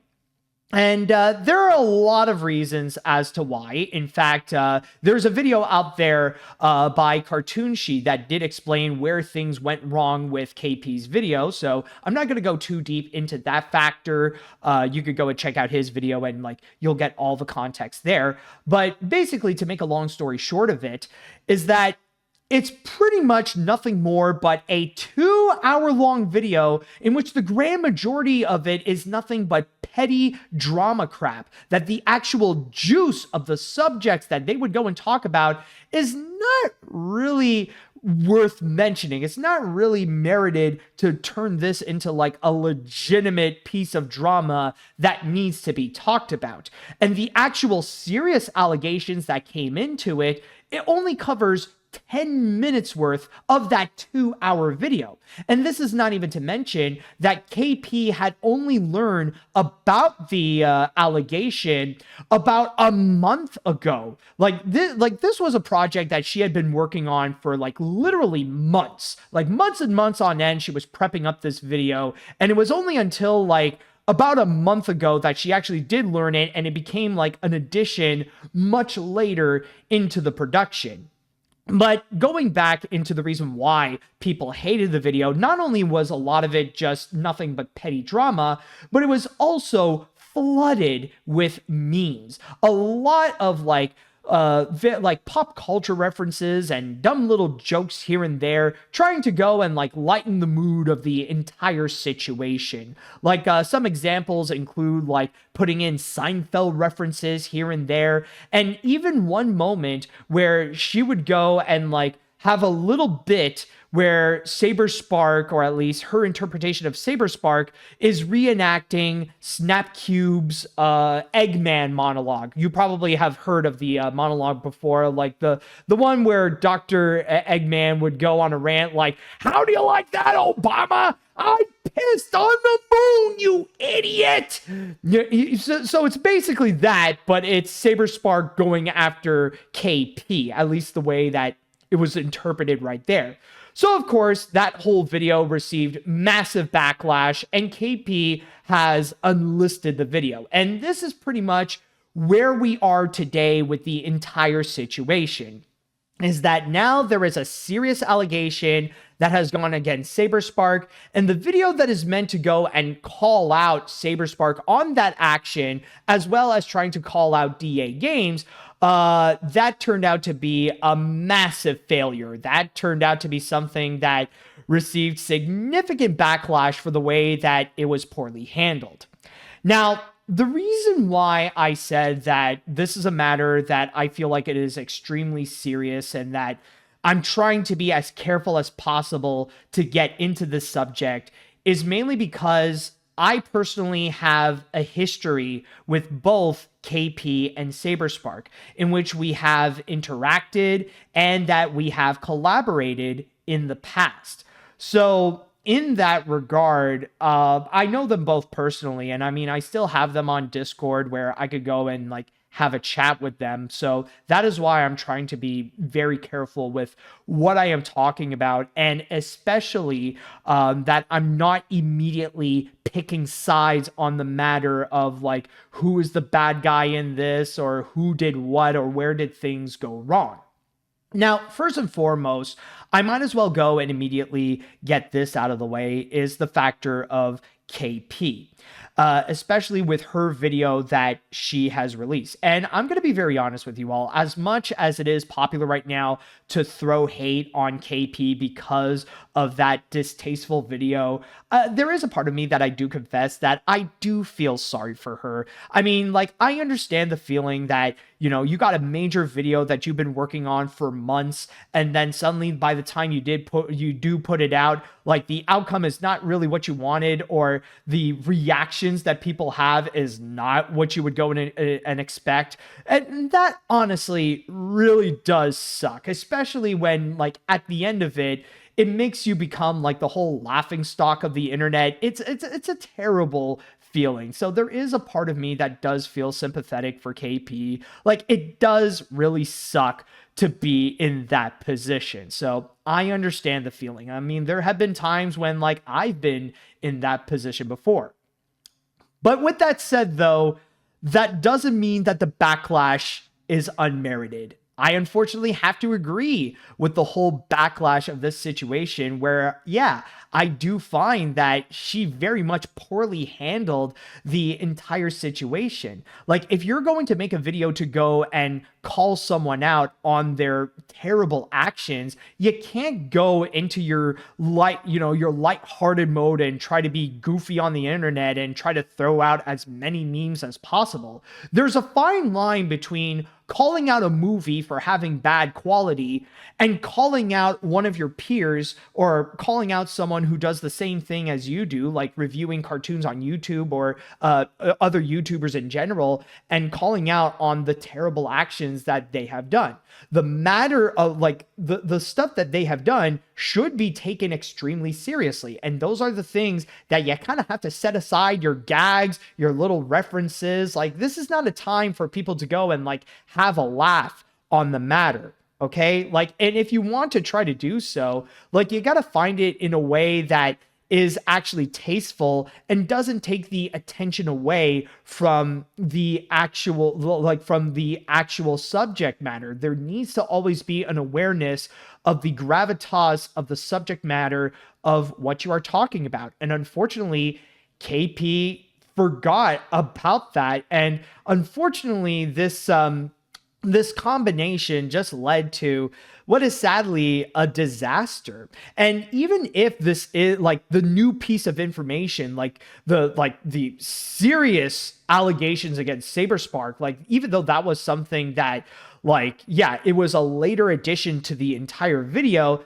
that should be something that you should have separated like onto another piece. Like, you should have put that like onto another thing, and what you are talking about, like, that should be your main thing, like, that you want to go and release, even though like maybe that one wouldn't do as well. Like, whatever serious nature, like whatever petty drama that you may have, that should be one thing, but the critical thing, that should be its own separate matter to be handled in a separate way. You cannot have a whole bunch of goofy memes and then talk about the possibility of someone being sexually assaulted by a popular YouTuber in the next.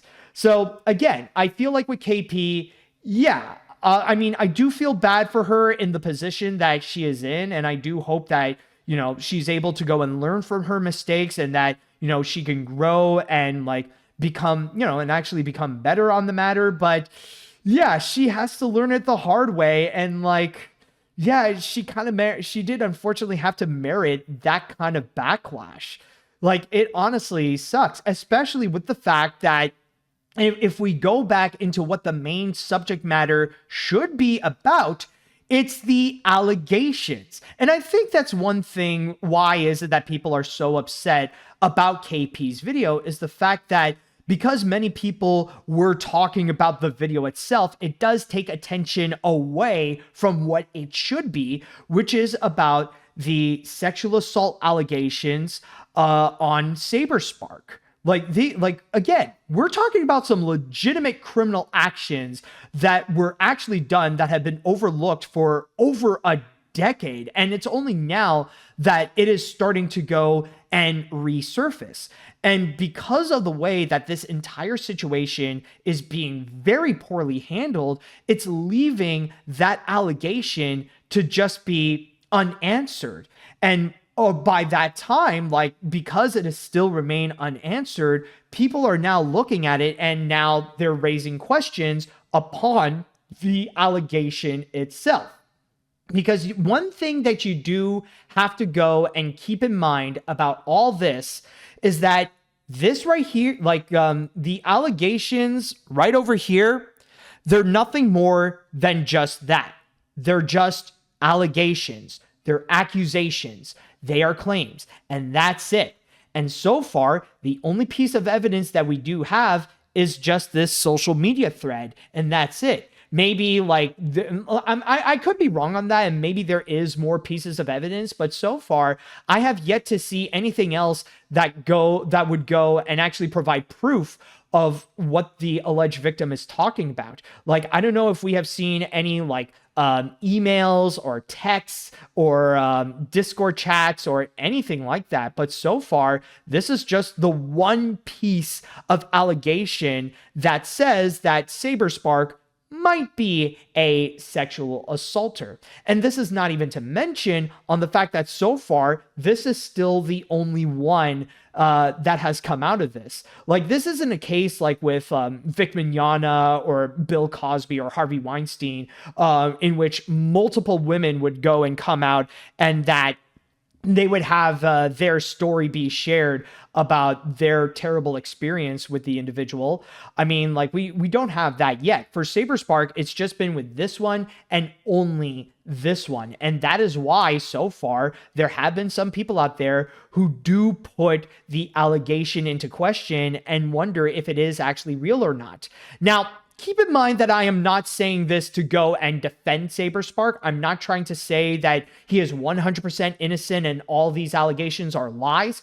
But what I am saying is that so far, what we have gotten in terms of the allegations is not enough to go and solidify that as fact. We don't 100% know if this is actually true. And this is what I've been saying before. We cannot go and give a conclusive answer if Saberspark actually committed these actions or not, because so far we just have this, and that is pretty much it.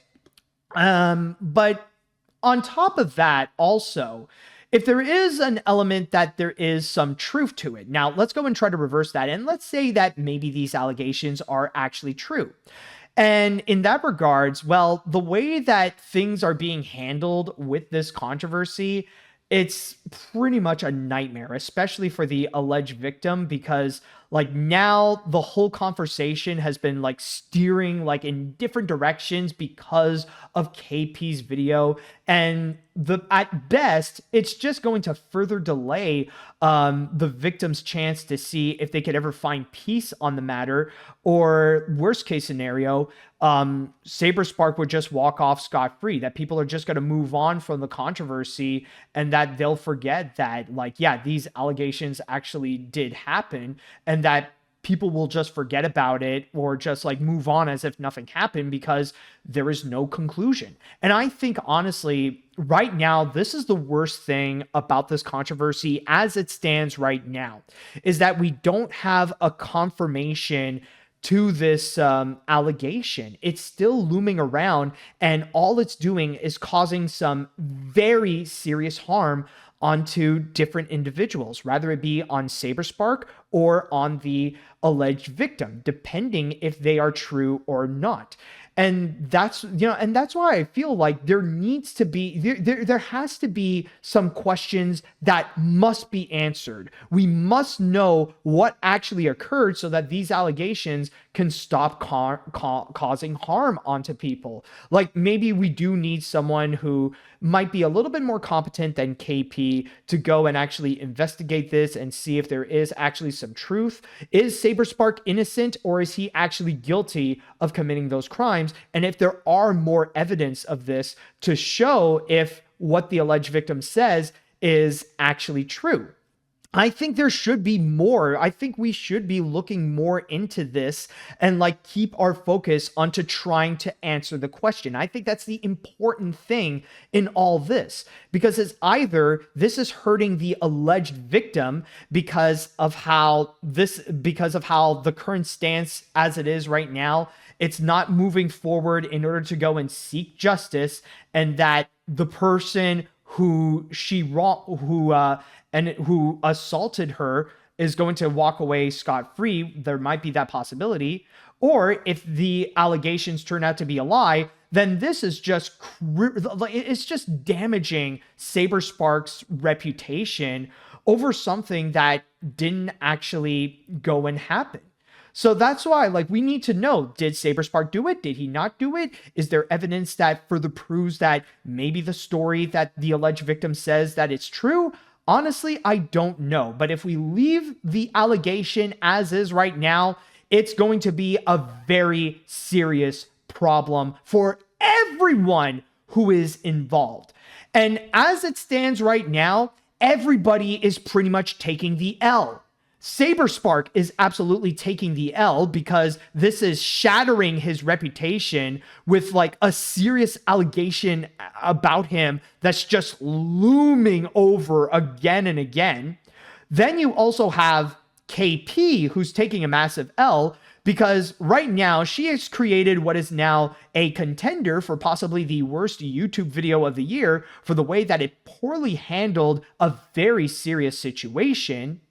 And then you got the alleged victim who is taking the L because right now there doesn't seem to be much traction in terms of these allegations. And if proven to be true, then they may no longer see any justice on the matter. So that's why I am asking that we need to go and answer questions immediately, because we cannot keep this allegation just continuously looming around and have people guessing, is Saberspark a sexual assaulter? Oh, you can go and guess yourself. You could see what other people have to go and say about it. No. We need a definitive answer to this. Did he actually do this? Especially with how serious this is. I mean, we're talking about sexual assault charges. Like, we're talking about something that should have this person in jail for.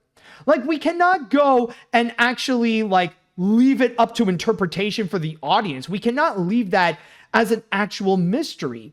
Like, this is honestly for everyone's sake that we need this to be answered. For the alleged victim's sake, for KP's sake, and for Saberspark's sake.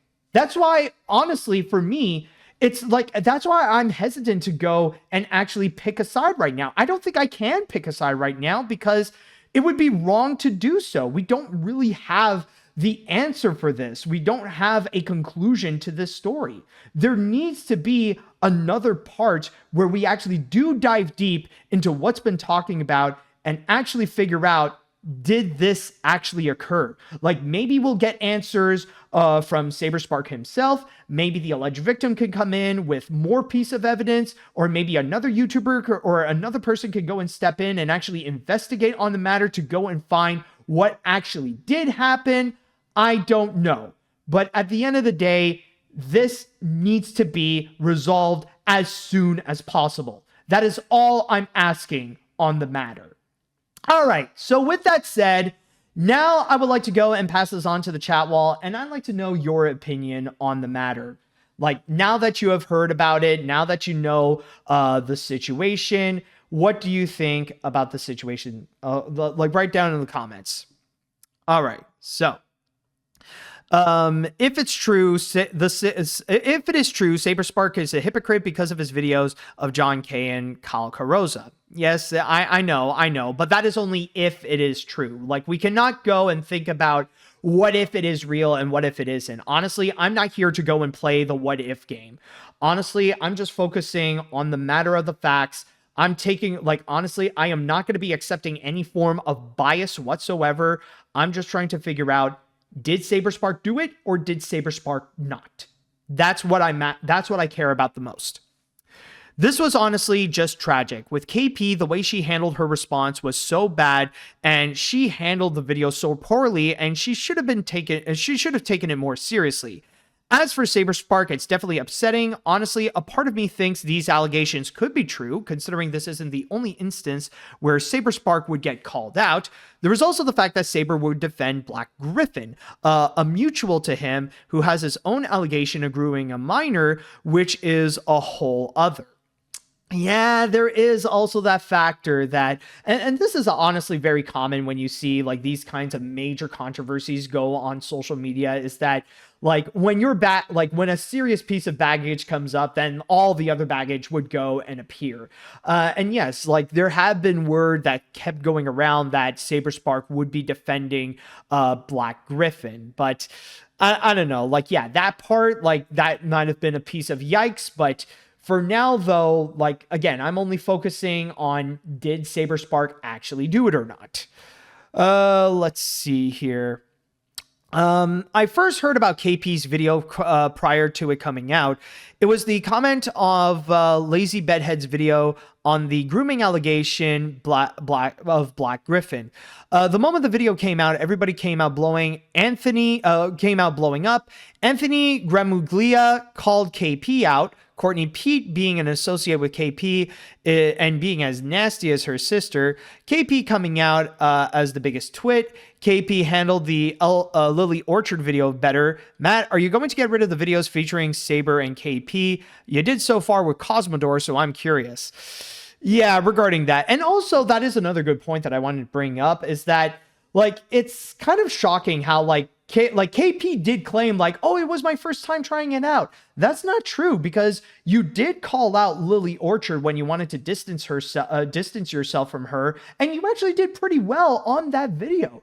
If you would have handled your video, like your 2-hour thing, the same way you did, the way that you handled the Lily Orchard one, that would have, your outcome would have been a whole lot better. And the Lily Orchard video I don't think it's even a year old. So honestly, learn back from what you've done before and what you did right, and then that will probably go and help you. And as for the idea of getting rid of my videos that do feature Saber and KP, honestly, I'm going to wait. I don't think with KP, what she did was, it was terrible, but it's not, the worst thing that happened in this case. As for Saber, however, I'm going to wait and see with what the answer may be. And if it's proven that he is guilty, then yeah, I'm going to go and unlist that video. Let's see, what other comments would there be? Let me just go and see here. Okay, I guess I'll go with this one. I don't know where to begin with this. I haven't watched any Saberspark video for a while since his thumbnails are cringe enough to not watch him anymore, and I'm subscribed.